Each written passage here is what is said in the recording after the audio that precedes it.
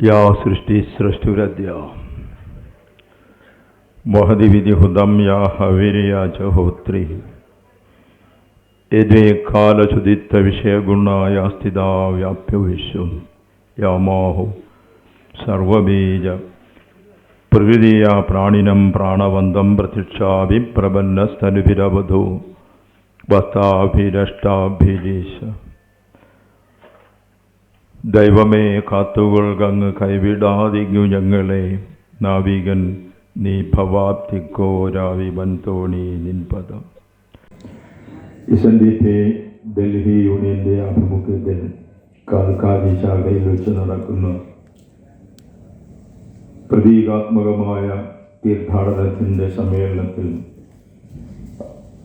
അധ്യക്ഷത വഹിക്കുന്ന മഹനീയ വ്യക്തിത്വം, അതുപോലെ Shri Venu, Shri R Prasannan sir, Shri Diloni Manuel, Shri Sanil, Shri Omanakkuttan, director board അംഗമായ SNDP യോഗം ഡയറക്ടർ ബോർഡ് അംഗമായ കുമാർ, പിന്നെ എനിക്ക് വന്ന് എയർപോർട്ടിൽ ഇറങ്ങിയത് മുതൽ ഇതുവരെയും ഇനി അങ്ങോട്ട് യാത്ര അയക്കുന്നവരെയും വിടാതെ പിന്തുടരുന്ന പ്രിയപ്പെട്ട സുനിൽജി, സുമനസ്സുകളായ സഹൃദയരായ സഹോദരങ്ങളെ, നിബിഡമായ സദസ്സിന് ഒരുപാട് നന്ദിയും കടപ്പാടും അറിയിക്കുന്നു. ഡിസംബർ 8-ാം തീയതി വന്ന ദിൽഷാദ് ഗാർഡനിൽ വന്നിട്ട് പോയപ്പോൾ അവിടെ നിന്നുള്ള ധാരാളം സഹോദരങ്ങൾ ഇവിടെ എത്തിയിട്ടുണ്ട്, വന്ന് പരിചയപ്പെട്ടിട്ടുണ്ട്. ചിലർക്കൊന്നും ഇങ്ങോട്ട് കയറി വരാൻ വയ്യാതെ താഴെ നിന്നുകൊണ്ട് ഫോണിൽ വിളിച്ചിട്ടുമുണ്ട്. എനിക്ക് വളരെ വളരെ വളരെ വളരെ ഇഷ്ടമായി. എന്തെന്നറിയോ, അതിരാവിലെ ഈ തണുപ്പത്തെ തീർത്ഥാടനത്തിൻ്റെ പദയാത്ര സമ്മോഹനമായ ഗംഭീരമായ ഘോഷയാത്ര. അതിനോടൊപ്പം തന്നെ ദേവവാദ്യമായ ചെണ്ട വായിക്കുമ്പോൾ ഷർട്ടിടരുത് എന്ന നിയമം ലംഘിക്കാതെ ഈ 10 ഡിഗ്രി 9 ഡിഗ്രി തണുപ്പത്ത് ഉടുപ്പിടാതെ ചെണ്ട കൊട്ടിയത് ഞാൻ പ്രത്യേകിച്ച് അഭിനന്ദിക്കുന്നു. അത് മനോഹരമായ ചെണ്ടമേളായിരുന്നു. പലതും അന്വേഷിച്ച് സുനിൽജിയോട് അന്വേഷിച്ചപ്പോൾ ഇവിടെ മാരാർ സമുദായത്തിൽപ്പെട്ട പലരും കണ്ണൂരുകാരോട് വന്നു. അവർ പരമ്പരാഗതമായി ആ കല വിടാതെ സൂക്ഷിക്കുന്നെന്നും അറിഞ്ഞതിൽ അവരെ ഞാൻ പ്രത്യേകം അഭിനന്ദിക്കുന്നു.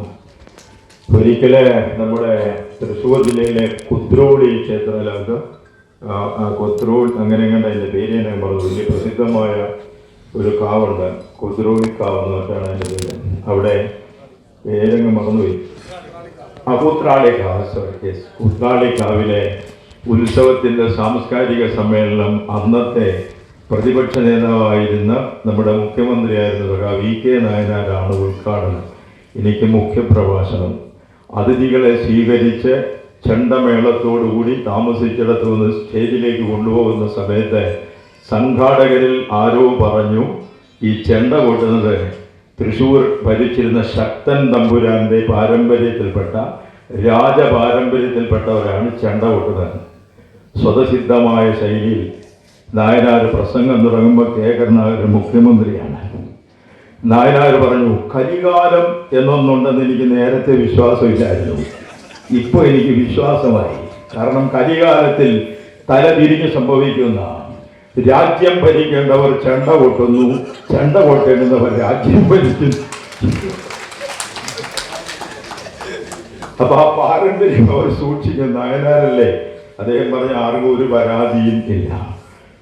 അപ്പൊ ആ പാരമ്പര്യം സൂക്ഷിക്കുന്ന ചെണ്ടമേളം, സമ്മോഹനമായ പദയാത്ര, മനോഹരമായ ഒരുക്കങ്ങളുള്ള ഓഡിറ്റോറിയം, നിർനിമേഷമായി കേട്ടിരിക്കുന്ന വലിയൊരു സദസ്സ്.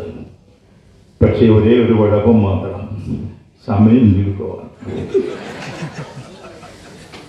ഗുരുദേവനെ പറ്റി പറഞ്ഞു തുടങ്ങിയാൽ പിന്നെ ബെല്ലും ബ്രേക്കും ഉണ്ടാവുന്നില്ല. ഏത് വിഷയത്തെപ്പറ്റി എവിടെ അവതരിപ്പിച്ചു തുടങ്ങിയാലും ഉദ്ദേശിക്കുന്നതിൽ ഒരിക്കലും പൂർത്തീകരിക്കാൻ കഴിയില്ല ആരെ കൊണ്ട്.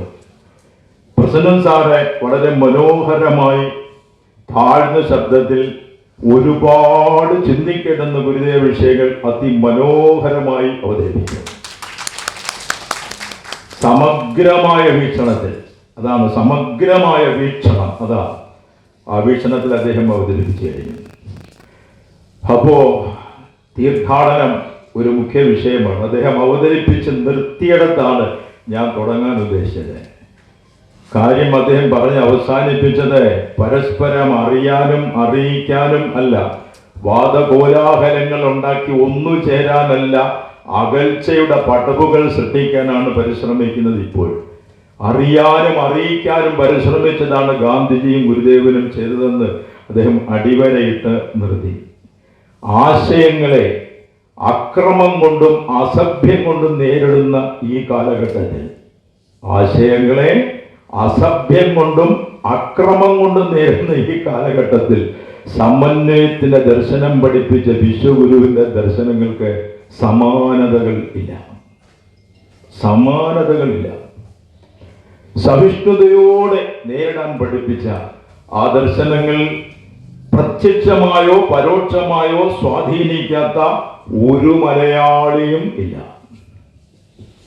ഗുരുദേവ ദർശനങ്ങൾ പ്രത്യക്ഷമായോ പരോക്ഷമായോ സ്വാധീനിക്കാത്ത ഒരു മലയാളിയും ഒരു കേരളീയനും ഇന്നില്ല. അങ്ങനെ ഉണ്ടെന്ന് ആരെങ്കിലും വാദിച്ചാൽ അത് അമേരിക്കയിൽ പല രാജ്യത്തുനിന്ന് ഒത്തുചേർന്നവരുടെ ഒരു സമ്മിശ്ര സംസ്കാരമാണ്. അതുകൊണ്ടൊരു ഏകീകൃത ഭാഷയോ കാവ്യങ്ങളോ ഉണ്ടായിരുന്നില്ല. ആദ്യമായി അമേരിക്കയിലെ ലബ്ധപ്രതിഷ്ഠനായ കവി എസ്രാ പൗണ്ടാണ് 19-ാം നൂറ്റാണ്ടിൽ. പിന്നീട് ഏണസ്റ്റ് ഹെമിംഗ്വേ പറഞ്ഞു, അമേരിക്കൻ കവികളിൽ പിന്നീട് വന്ന എല്ലാ കവികളിലും പ്രത്യക്ഷമായോ പരോക്ഷമായോ എസ്രാ പൗണ്ടിന്റെ സ്വാധീനം ഉണ്ട്. ഇനി ഇല്ല എന്ന് ആരെങ്കിലും വാദിച്ചാൽ -ഡിഗ്രി ഐസിൽ നിൽക്കുന്നവന് തണുക്കുന്നില്ല എന്ന് പറയുന്നത് പോലെയാണ്. ഏണസ്റ്റ് ഹെമിംഗ്വേ പറഞ്ഞ ഉദാഹരണമാണ്. ഏണസ്റ്റ് ഹെമിംഗ്വേയുടെ നമുക്കറിയാം ഏറ്റവും പ്രസിദ്ധമായ പുസ്തകമാണ് ഓൾഡ് മാൻ ആൻഡ് സീ, കിഴവനും കടലും. ഞാൻ അല്പം മനോരോഗ ചികിത്സ പഠിച്ച ഡോക്ടറാണ്, നിങ്ങൾക്ക് അറിയാമെന്ന് എനിക്ക് അറിയത്തില്ല, എന്നാൽ അങ്ങനെ ആണ്. അതുകൊണ്ട് വനിതാ കമ്മീഷന്റെ ഒക്കെ കൗൺസിലറാണ്. അപ്പൊ സൂയിസൈഡ് ടെൻഡൻസി ഉള്ള, ആത്മഹത്യ ചെയ്യണമെന്നുള്ള പ്രവണതയുള്ളവർക്ക് ലോകത്തിലുള്ള മനോരോഗ ചികിത്സകർ, മനഃശാസ്ത്രജ്ഞന്മാർ, വായനാശീലമുള്ളവർക്ക് വായിക്കാൻ റഫർ ചെയ്യുന്ന പുസ്തകമാണ് ഏണസ്റ്റ് ഹെമിംഗ്വേയുടെ ഓൾഡ് മാൻ ആൻഡ് സീ. അത് വായിച്ചാൽ ആത്മഹത്യ ചെയ്യണമെന്ന് ഒരിക്കലും തോന്നുന്നില്ല. ഒറ്റ സമവാക്യം ഓർത്ത് വെച്ചാൽ നമ്മുടെ വിഷയമല്ലെങ്കിലും സൂയിസൈഡിനെ പറ്റി പറഞ്ഞപ്പോ മനഃശാസ്ത്രം പഠിച്ച ആളെന്ന നിലയ്ക്ക് ഒരു വാക്യം മാത്രം പറയാം: suicide is A permanent solution for A temporary problem. ഇത്രയും ഓർത്തിരുന്നാൽ മതി. ഇപ്പൊ ഒരാൾക്കും ആത്മഹത്യ ചെയ്യാൻ തോന്നുന്നില്ല. Suicide is A permanent solution for A temporary problem. Problem പിന്നെയും മാറും. ആത്മഹത്യ ചെയ്ത് കഴിഞ്ഞാൽ പരിഹാരം ഉണ്ടാവുമോ? ഇല്ല. ഇത് മാത്രം ചിന്തിച്ചാൽ മതി. മെന്റൽ ഹെൽത്ത് അവിടെ നിന്ന് വരാത്തവൻ. പക്ഷേ ഏറ്റവും രസകരമായ സംഭവം, മനസ്സ് എന്ന പ്രതിഭാസത്തെ കണ്ടെത്തി തീർക്കാൻ ആർക്കും കഴിയില്ല. ലോകമെമ്പാടുമുള്ള ലക്ഷോപലക്ഷം മനോരോഗ വിദഗ്ധർ സൂയിസൈഡ് ടെൻഡൻസി ഉള്ളവരെ റിലീവ് ചെയ്യാൻ വേണ്ടി റഫർ ചെയ്യുന്ന ഈ പുസ്തകം എഴുതിയ ഓൾഡ് മാൻ ആൻഡ് സീ എന്നെഴുതിയ ഏണസ്റ്റ് ഹെമിംഗ്വേ അവസാനം റിവോൾവർ എടുത്ത് തന്നെത്താൻ വെടിവെച്ച് ആത്മഹത്യ ചെയ്തതാണ്.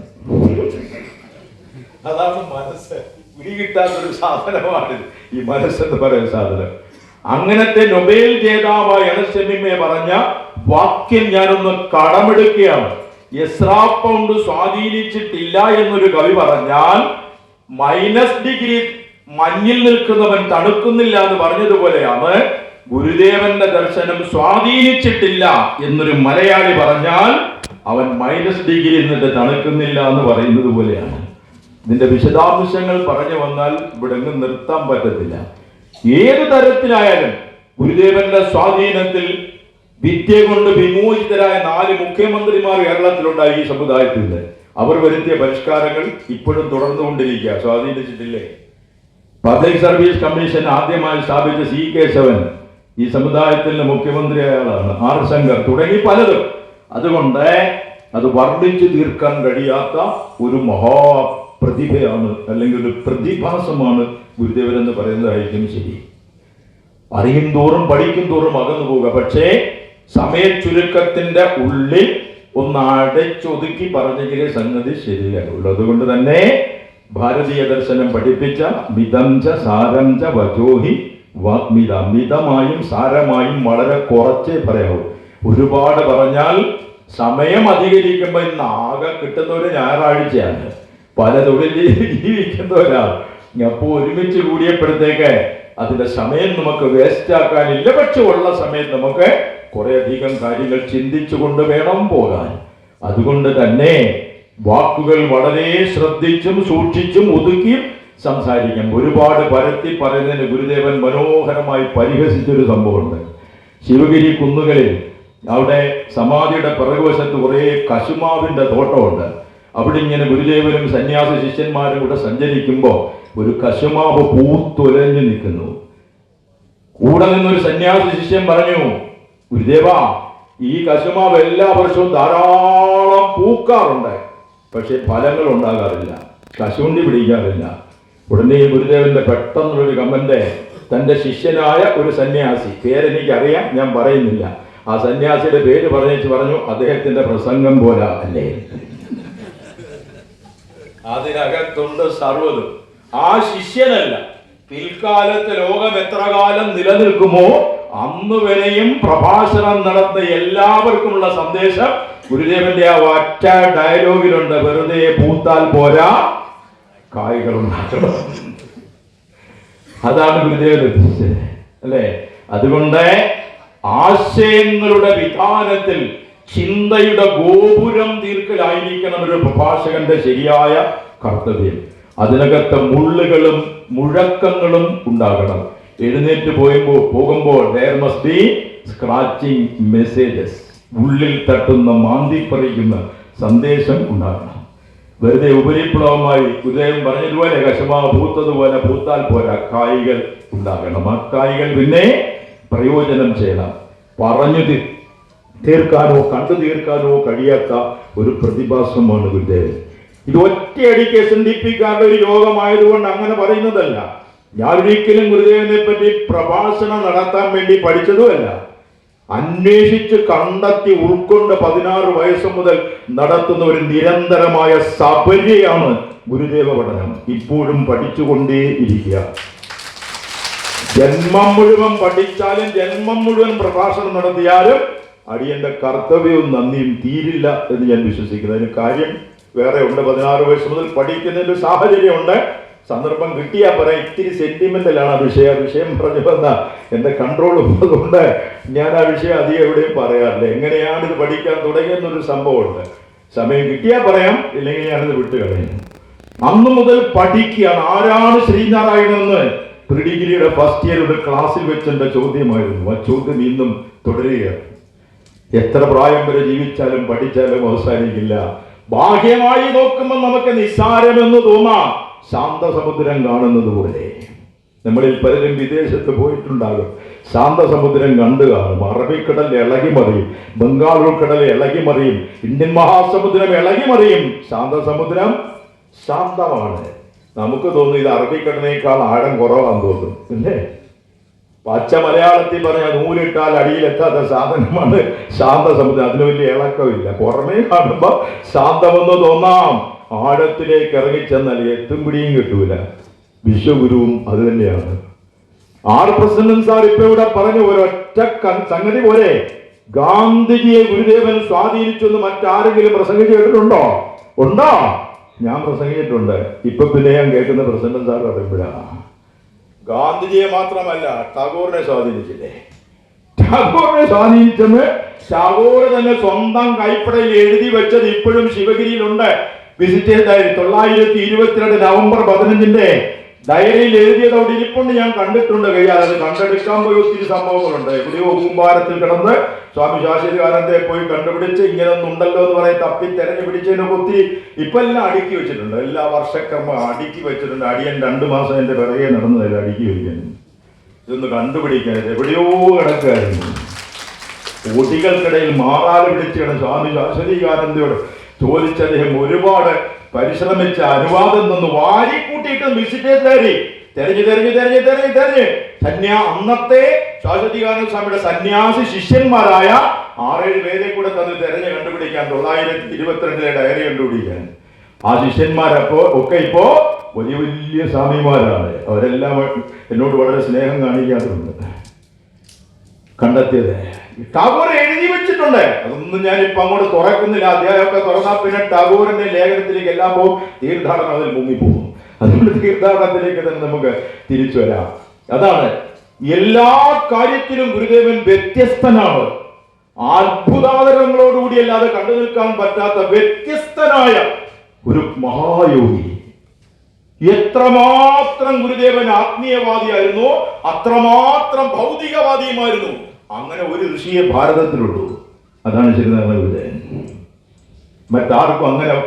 എല്ലാ സന്യാസിമാരും എല്ലാ ബ്രഹ്മർഷിമാർ തുടങ്ങിയുള്ള എല്ലാവരും തന്നെ ആത്മീയ ഉത്കർഷത്തിനായി അതിപ്രയത്നം ചെയ്തപ്പോ ആത്മീയ ഉത്കർഷം കൊണ്ട് മാത്രം പറ്റില്ല. മനോഹരമായ ഒരു വാക്കിൽ പ്രസന്നൻ സാറ് പറഞ്ഞത് എനിക്ക് മർമ്മത്ത് തന്നെ അത് കൊണ്ടിട്ടുണ്ട്. എന്തെന്നറിയോ? ഇവിടെ എല്ലാം ഉണ്ട്, ധ്യാനിച്ചങ്ങെടുത്താൽ മതി എന്നല്ല ഗുരുദേവൻ പറഞ്ഞത്. പുറം ലോകത്തേക്ക് നിന്റെ കണ്ണുകൾ തുറക്കാൻ പറഞ്ഞിട്ട് നടരാജഗുരുവിനെ, ഡോക്ടർ പി നടരാജനെ ലോകത്തിന് നെറുകയിലേക്ക് പഠിക്കാൻ അയച്ചത് കൊണ്ടാണ് അമേരിക്കയിലെ 8 യൂണിവേഴ്സിറ്റി റഫറൻസ് ഗ്രന്ഥമായ unintegrated science of the absolute Nataraja Guru എഴുതിയ ഗുരുദേവന്റെ ദർശനമായിട്ട് വ്യാഖ്യാനമാണ്. പറഞ്ഞതാ കണ്ടോ? ഒതുങ്ങി നീക്കാൻ ഗുരുദേവൻ പഠിപ്പിച്ചില്ല. അതാണ്, എല്ലാ കാര്യത്തിലും വ്യത്യസ്തമാണ്, സവിശേഷമാണ്, അത്ഭുതമാണ്. എന്നെ സംബന്ധിച്ചിടത്തോളം അത്ഭുതമാണ്. ഓരോന്നും വായിക്കുമ്പോൾ അത്ഭുതപ്പെട്ടു പോകും. തീർത്ഥാടനവും അതുപോലെ ഒന്നും തന്നെയാണ്. ലാഘവത്തോടെ കാണുമ്പോ ലളിതമെന്ന് തോന്നാം. അതിന് ചെറിയൊരു ഉദാഹരണം ഞാൻ പറയാം. ഗുരുദേവന്റെ 67 കൃതികൾ ഉണ്ടെന്ന് പറയപ്പെടുന്നു. അതിൽ 3 കൃതികൾക്ക് തർക്കമുണ്ട്. 64 കൃതികൾ ഗുരുദേവനും മറ്റു ശിഷ്യന്മാർ എഴുതിയാൽ തർക്കത്തിലേക്കൊന്നും ഞാൻ പോകുന്നില്ല. എന്റെ അഭിപ്രായത്തിൽ 67 കൃതികളും ഗുരുദേവന്റെ തന്നെയാണ്. കാരണം ശിഷ്യന്മാർ എഴുതണമെങ്കിൽ പഠിപ്പിച്ചു കൊടുത്ത ആരാ? സൂര്യനുണ്ടെങ്കിലേ ചന്ദ്രന് പ്രകാശമുള്ളൂ. 67 കൃതികളും ഗുരുദേവന്റെ തന്നെയാണ്. അതിൽ ഗുരുദേവ ശിഷ്യന്മാർ എഴുതിയാണോ ഇല്ലെന്ന് ഒരു തർക്കത്തിനും പോകണം. ആ കൃതികളിൽ വിശ്വഗുരുവായ ശ്രീനാരായണ ഗുരുദേവൻ എല്ലാം എഴുതിയത് ശിഷ്യന്മാർക്ക് പറഞ്ഞു കൊടുത്തു. സ്വാമി ബോധാനന്ദയും സ്വാമി സത്യവ്രതനും എഴുതി. അവിടുത്തെ തൃക്കരം കൊണ്ട് 2 കാര്യങ്ങളെ എഴുതിയിട്ടുള്ളൂ. ഗുരുദേവനെ നേരിട്ട് കണ്ട് അനുഭവിച്ച 4 മഹാവ്യക്തിത്വങ്ങളെ എന്റെ 17-18 വയസ്സിന്റെ ആ സമയത്ത് എങ്ങനെയോ ഗുരുദേവന്റെ മുമ്പിൽ കൊണ്ട് നിട്ടു തന്നതാണ്. അതുകൊണ്ടാണ് ഞാൻ ആധികാരികമായ വിഷയം സംസാരിക്കുന്നത്. യാദൃച്ഛികതയാണ്, മുഴുവൻ നിയോഗങ്ങളാണ് യാദൃച്ഛികതയാണ്.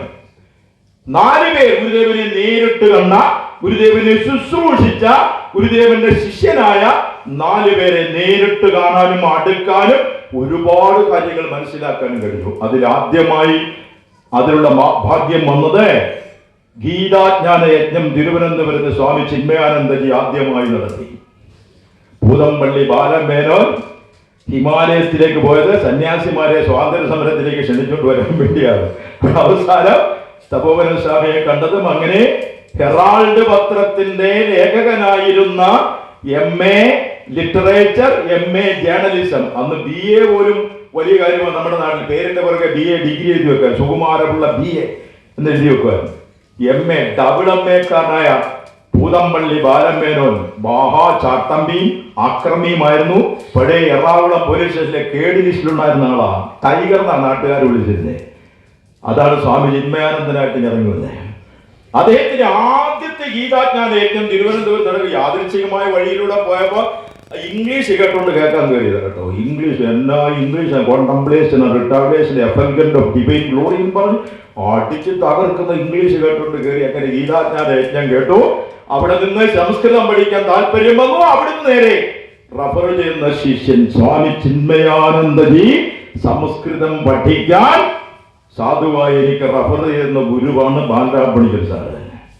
സംസ്കൃത ഭാഷയുടെ കേരളത്തിന്റെ അല്ല തെക്കേ ഇന്ത്യയുടെ അവസാനത്തെ വാക്കായിരുന്നു. വേണ്ട രീതിയിൽ മലയാളികൾ അറിയാതെ പോയ ബാലരാമപണിക്കർ സാറ്. ചിന്മയാനന്ദജി പറഞ്ഞയച്ച 17 വയസ്സേ ഇരിക്കുന്നുള്ളൂ. അവിടെ ചെന്നപ്പോൾ എടുക്കാത്ത ഒത്തിരി ഉണ്ട്. ഒരുപാട് ത്യാഗങ്ങൾ സഹിച്ച സംസ്കൃതം പഠിക്കാൻ എനിക്ക് നിയോഗമായി കിട്ടിയ ബാലരാമപണിക്കർ സാറേ വിശ്വഗുരുവായ ശ്രീനാരായണ ഗുരുദേവന്റെ ഗൃഹസ്ഥാശ്രമിയായ ശിഷ്യനായിരുന്നു. ഒന്ന് 17 വയസ്സിലായി, രണ്ടും ഇനി അങ്ങോട്ട് നടക്കാൻ പോകുന്നതല്ല. തിരുവനന്തപുരത്ത് പഠിക്കുന്ന സമയത്ത് ആർട്സ് ക്ലബ് സെക്രട്ടറിയായി തെരഞ്ഞെടുക്കപ്പെട്ടു, ആർട്സ് ക്ലബ് പ്രസിഡന്റായി തെരഞ്ഞെടുക്കപ്പെട്ടു. യൂണിയൻ ഇനാഗുറേഷന് അന്നൊരു മന്ത്രിയെ വിളിച്ചു. 3ാം ക്ലാസ് പോലും വിദ്യാഭ്യാസമില്ലാത്ത ഒരു പോഷനായ മന്ത്രിയെ അവർ പോയി വിളിച്ചു പാർട്ടി വെച്ച്.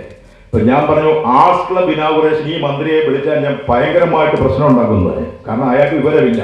പിന്നെ ആർട്സ് ക്ലബ് ഇനാഗുറേഷൻ ഞാൻ ഒരാളെ കൊണ്ടുവരാൻ ഉത്തരവാദിത്വം എനിക്ക് തന്നു. ഭാഗ്യം കൊണ്ട് ചെന്ന് വിളിച്ചത് നോവലിസ്റ്റ് കെ സുരേന്ദ്രൻ സാറിനെയാണ്. നിരവധി നോവൽ സിനിമ കെ സുരേന്ദ്രൻ സാറിനെ പറ്റി പറയാൻ തുടങ്ങിയാൽ അവസാനിക്കില്ല, അല്ലേ? അത്ര വലിയ തിഷണാശാലിയെ കെ സുരേന്ദ്രൻ സാറിനെയാണ് കൊണ്ടുവന്നത്. അപ്പൊ ശ്രീകാര്യത്തിന് കാറ് വിളിച്ച് ഞങ്ങൾ ഓഡിറ്റോറിയത്തിലേക്ക് വരുന്ന സമയത്ത് സുരേന്ദ്രൻ സാർ പറഞ്ഞു, കുമാരപുരം വഴി വേണം നമുക്ക് പോകാൻ, ഒരാളെ കാണണം. കുമാരപുരത്തിന് വെച്ച് ആരെയാ കാണേണ്ടത്? നേരം പറഞ്ഞു, കുമാരനാശാന്റെ ഭാര്യയെ കാണണം. 972 നമ്മുടെ നാടൻ മലയാളത്തിൽ പറയാൻ അന്തം വിട്ട് കുന്തം പിടിക്കാൻ ചോദിച്ചു, ആശാന്റെ ഭാര്യ ജീവിച്ചിരിക്കുന്നുവോ? ജീവിച്ചിരിക്കുന്നു. ഇവിടെയാണ് അവരുടെ വീടിന്റെ പേരും ഭാനുമതി, അമ്മയുടെ പേരും ഭാനുമതി. നേരെ ചെന്നു, ഭാനുമതിയെ കണ്ടു. കണ്ടപാടെ ദണ്ഡ നമസ്കാരം ചെയ്തു. കാരണം ആശാന്റെ ഭാര്യയല്ലേ. 72 തുടങ്ങി 76 ഫെബ്രുവരി 20 അമ്മ മരിക്കുന്നത് വരെയും ഏതാണ്ടൊരു അമ്മയും മകനുമായുള്ള ബന്ധമായിരുന്നു, അതിനപ്പുറം ആയിരുന്നു. ഗുരുദേവനെ നേരിട്ട് കണ്ടതാണ്, അവർ ശുശ്രൂഷിച്ചതാണ്, വസ്ത്രം കഴുകി കൊടുത്തിട്ടുണ്ട്, പലഹാരങ്ങൾ ഉണ്ടാക്കി കൊടുത്തിട്ടുണ്ട്. അമ്മയെ കണ്ടാൽ എന്റെ ചോദ്യം മുഴുവൻ ഗുരുദേവനെ പറ്റിയാണ്. 1000 കഥകൾ പറഞ്ഞത് അന്ന് ടേപ്പ് റെക്കോർഡിൽ പിടിച്ച് പിന്നെ CD-യിൽ പകർത്തി. അതെന്റെ പോക്കറ്റിൽ മൊബൈലിൽ ഇപ്പോഴും ഉണ്ട്, ഭാനുമതിയുടെ ശബ്ദം. ഇപ്പൊ ഒന്നും എടുക്കാൻ നേരമില്ല, ചോദിക്കരുത്, കേൾപ്പിക്കൂല, അതിന് സമയമില്ല, എടുത്ത് അങ്ങനെ പോകും. അപ്പൊ ഭാനുമതി അമ്മ ഗുരുദേവനെ നേരിട്ട് കണ്ടാണ്. 3ാമത് ഭാർഗവം വൈദ്യൻ 13ാമത്തെ വയസ്സിൽ കോലത്തുകര ക്ഷേത്രത്തിൽ ഗുരുദേവൻ കണ്ടെടുത്ത് കൊണ്ടുപോയി ശിവഗിരി കൊണ്ടുപോയി വളർത്തി. ആയുർവേദ കോളേജിന്റെ പ്രിൻസിപ്പലും ഡയറക്ടറും ഒക്കെ പെൻഷനായ ഭാർഗവം വൈദ്യനെ യാദൃച്ഛികമായ ഒരു സംഭവത്തിൽ 18ാമത്തെ വയസ്സിൽ ഉള്ളൂർ വെച്ച് പരിചയപ്പെട്ടത്. കൊണ്ടുത്തന്നതാണ് ഇതൊക്കെ എന്നാണ് ഞാൻ വിശ്വസിക്കുന്നത്.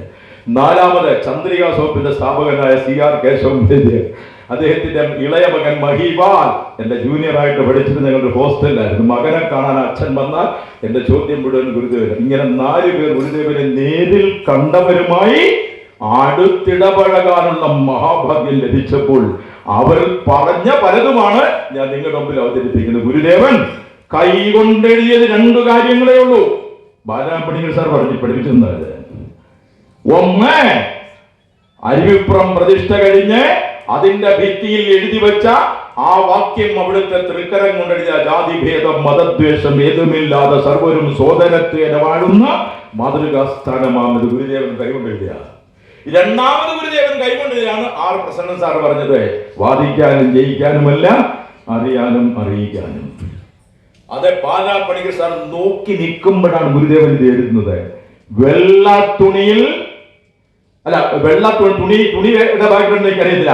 കുമ്മായം വജ്രപ്പശയും നീലവും ചേർത്ത് കലക്കി ഒരു തുണിയിൽ തേങ്ങയുടെ തൊണ്ട് ചെത്തി ചതച്ച് അത് വെച്ചാണ് ഗുരുദേവൻ എഴുതിയത്. ബാധിക്കാനും ജയിക്കാനും അല്ല. ഈ 67 കൃതികളിൽ ഈ 2 കാര്യങ്ങളിൽ ഗുരുദേവന്റെ മുഴുവൻ ദൗത്യങ്ങളും ചേർത്ത് വെച്ചിട്ടുണ്ട്.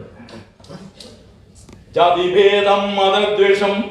ദാസേട്ടൻ പ്രിയപ്പെട്ട ഗാനഗന്ധർവൻ എത്ര വേദികളിൽ പ്രസംഗിച്ചിട്ടുണ്ട്, എത്ര പണി എഴുതിയിട്ടുണ്ട്. സഹോദരങ്ങളെക്കാൾ വലിയ റിലേഷനാണ് ഞങ്ങൾ തമ്മിൽ. കേരളത്തിൽ വന്നാൽ വീട്ടിൽ വരാതെ പോവില്ല, അല്ലെങ്കിൽ ഞങ്ങൾ തമ്മിൽ കാണാതെ പോവില്ല. വീട്ടിൽ വരുമ്പോ ഓട്ടോ ഡ്രൈവർമാരും നാട്ടുകാരും എല്ലാം കൂടും. ദാസേട്ടനോട് പാടാൻ പറഞ്ഞാൽ ദാസേട്ടൻ ആദ്യം പാടുന്ന ജാതിഭേദമായിരിക്കും, അല്ലേ? വേറൊരു പാട്ട് പാടാനാണ് സിനിമയ്ക്ക്, വേറൊരു പാട്ട് റെക്കോർഡ് ചെയ്യാനാണ് ദാസേട്ടൻ പോയത്. അത് ആ പാട്ട് എന്താണെന്നും എനിക്കറിയാം. ഉദയഭാനുവിനെ കൊണ്ട് പിന്നെ അത് പാടിക്കേണ്ടി വന്നു. ആ പാട്ട് അയച്ചു കൊടുത്തു, ഇല്ലെങ്കിൽ എഴുതി അയച്ചു കൊടുത്തു. ദാസേട്ടൻ തീവണ്ടി പോകുമ്പോഴേ അത് പഠിച്ചോണ്ടാ പാടി. ശരിക്കും ദാസേട്ടൻ പാടാൻ എഴുതി കൊടുത്ത് അവർ റെക്കോർഡ് ട്യൂൺ ചെയ്ത് വെച്ചിരുന്ന പാട്ട് വേറെയാണ്. ആ പാട്ട് പൊതുജനങ്ങളോട് പറയാമോ എന്ന് ഞാൻ ദാസേട്ടനോട് ചോദിച്ചിട്ടുണ്ട്. നിനക്ക് എന്നെ പറ്റി എന്തും പറയാമെന്ന് അനുവാദവും തന്നിട്ടുണ്ട്. ദാസേട്ടൻ പാടാനിരുന്നത് ഒരു പ്രണയഗാനമാണ്. കണ്ടാൽ ഞാനൊരു കാരിരുമ്പ്, അടുത്തു വന്നാൽ ഞാനൊരു തേങ്കരിമ്പ്. ഇത് പാടാനാ പോയത്, ഇത് പാട്ട് പാടാനാണ് പോയത്. അതും വളരെ അകന്തൊണ്ട കൊണ്ടൊക്കെ പാടണമെന്നൊക്കെ പറഞ്ഞ് ഭയങ്കര നിർബന്ധമൊക്കെ. എം പി ശ്രീനിവാസനാണ് മ്യൂസിക് ഡയറക്ടർ. ഉള്ളിൽ വെച്ച് പാടാമെന്നൊക്കെ പറഞ്ഞു. അവസാനം നമ്മുടെ തീവണ്ടിയിൽ പാടി അവിടെ ചെന്ന് ഇറങ്ങിയപ്പെടുത്ത് തീവണ്ടി പഴയ തീവണ്ടിയല്ലേ, ഡൽഹിയിലെല്ലാം പണ്ട് നമ്മൾ വന്ന തീവണ്ടി ഓർമ്മയില്ലേ, കരിയും പുകയും തുപ്പും. അതെല്ലാം ചെന്നപ്പോഴത്തേക്ക് ടൈഫോയിഡ് വന്നു. ദാസേട്ടൻ റെക്കോർഡിംഗ് ഇല്ലാതെ ടൈഫോയിഡ് വന്നു, പാടാൻ പറ്റിയില്ല. പക്ഷെ അവർക്ക് ഷൂട്ടിംഗ് തുടങ്ങും. ഉദയഭാനു സാറിനെ കൊണ്ട് ആ പാട്ടങ്ങ് പാടിച്ചു, പടം ഷൂട്ടിങ് ചെയ്തു. ഒരാഴ്ച കഴിഞ്ഞ് ദാസേട്ടന്റെ പനിയെല്ലാം മാറി സങ്കടപ്പെട്ട് എവിടെ വന്നിട്ട് സ്റ്റുഡിയോയിൽ വന്നിട്ട് സങ്കടപ്പെട്ടു, കരഞ്ഞു. സ്റ്റുഡിയോയിൽ നിന്ന് കരഞ്ഞു. ആ കരഞ്ഞ സ്റ്റുഡിയോ ഭരണി അത് പിന്നീട് ദാസേട്ടൻ വിലയ്ക്ക് വാങ്ങിച്ചു. അതിന് തരങ്കിണിന്ന് പേരുണ്ട്, പോട്ടെ, അത് വേറെ കഥ. കരഞ്ഞു.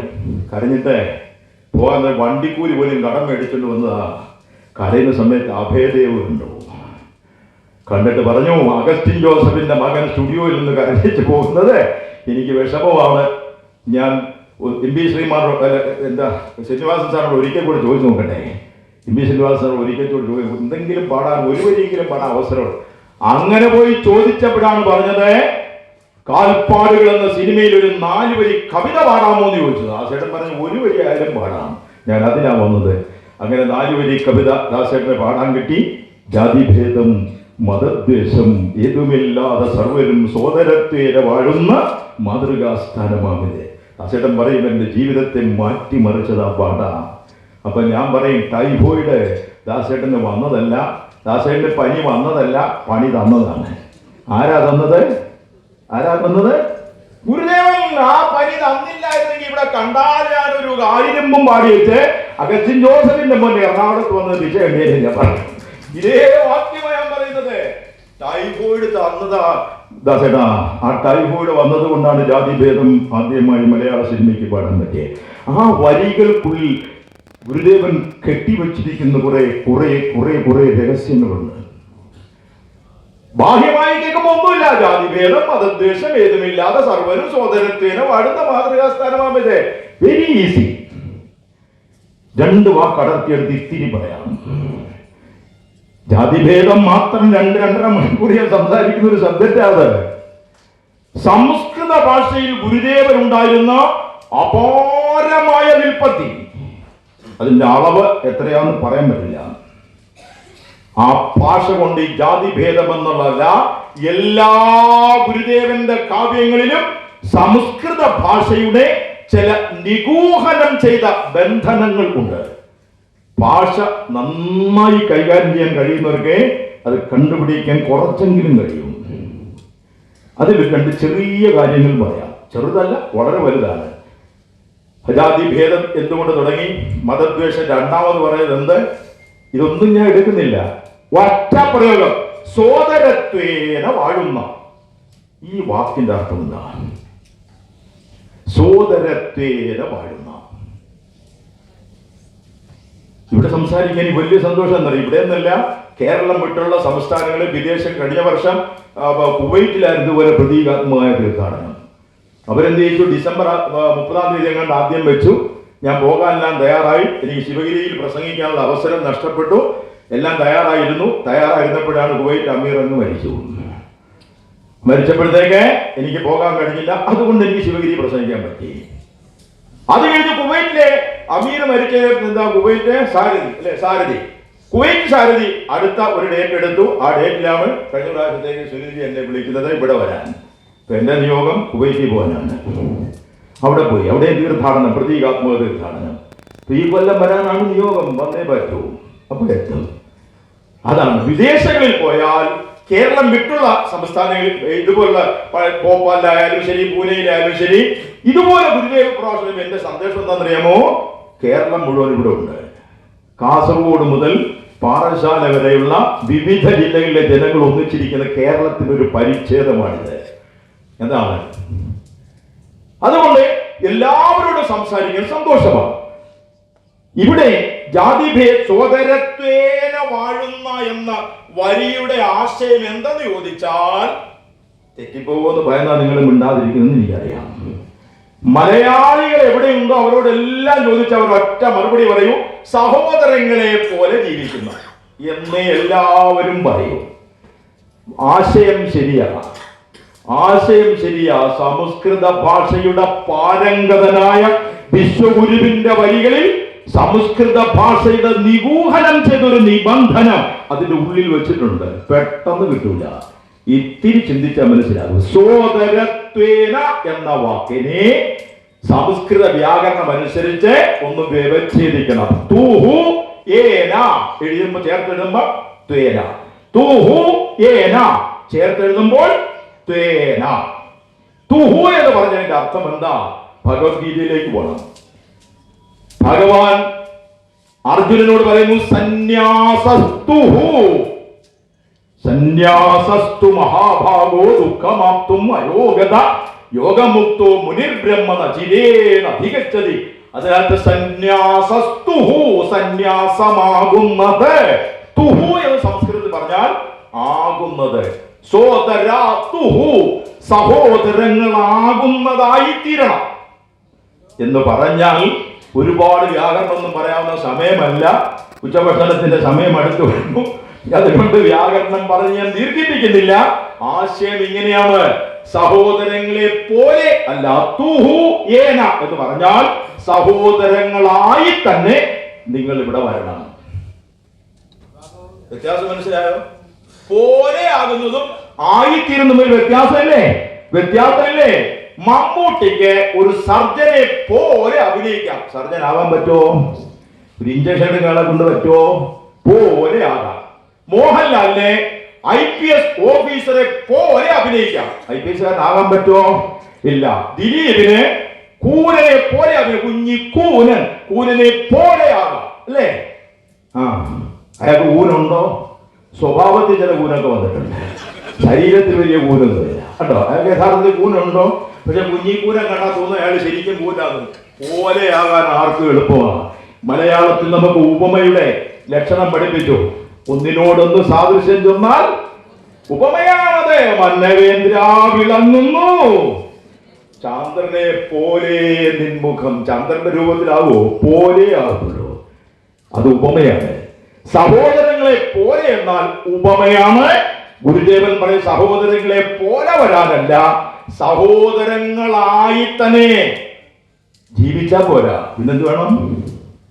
സോദരത്വേന വാഴുന്ന. വാഴുക എന്ന് പറഞ്ഞാൽ അതൊരാചാരമാണ്. രാജവാഴ്ച എന്ന് പറയുന്നത് അതൊരാചാരമാണ്. വാഴുക എന്നത് ആചാരമാണെങ്കിൽ ആചാരത്തെ തകർക്കാൻ പറ്റുമോ? പറ്റുവാന് സുപ്രീം കോടതി വിധിച്ചപ്പോ പെണ്ണുങ്ങളെല്ലാം കൂടെ ശബരിമലയെ കയറണമായിരുന്നു. ആചാരം തകർക്കാൻ പറ്റുമോ? We can smash an atom, but we can't smash prejudice.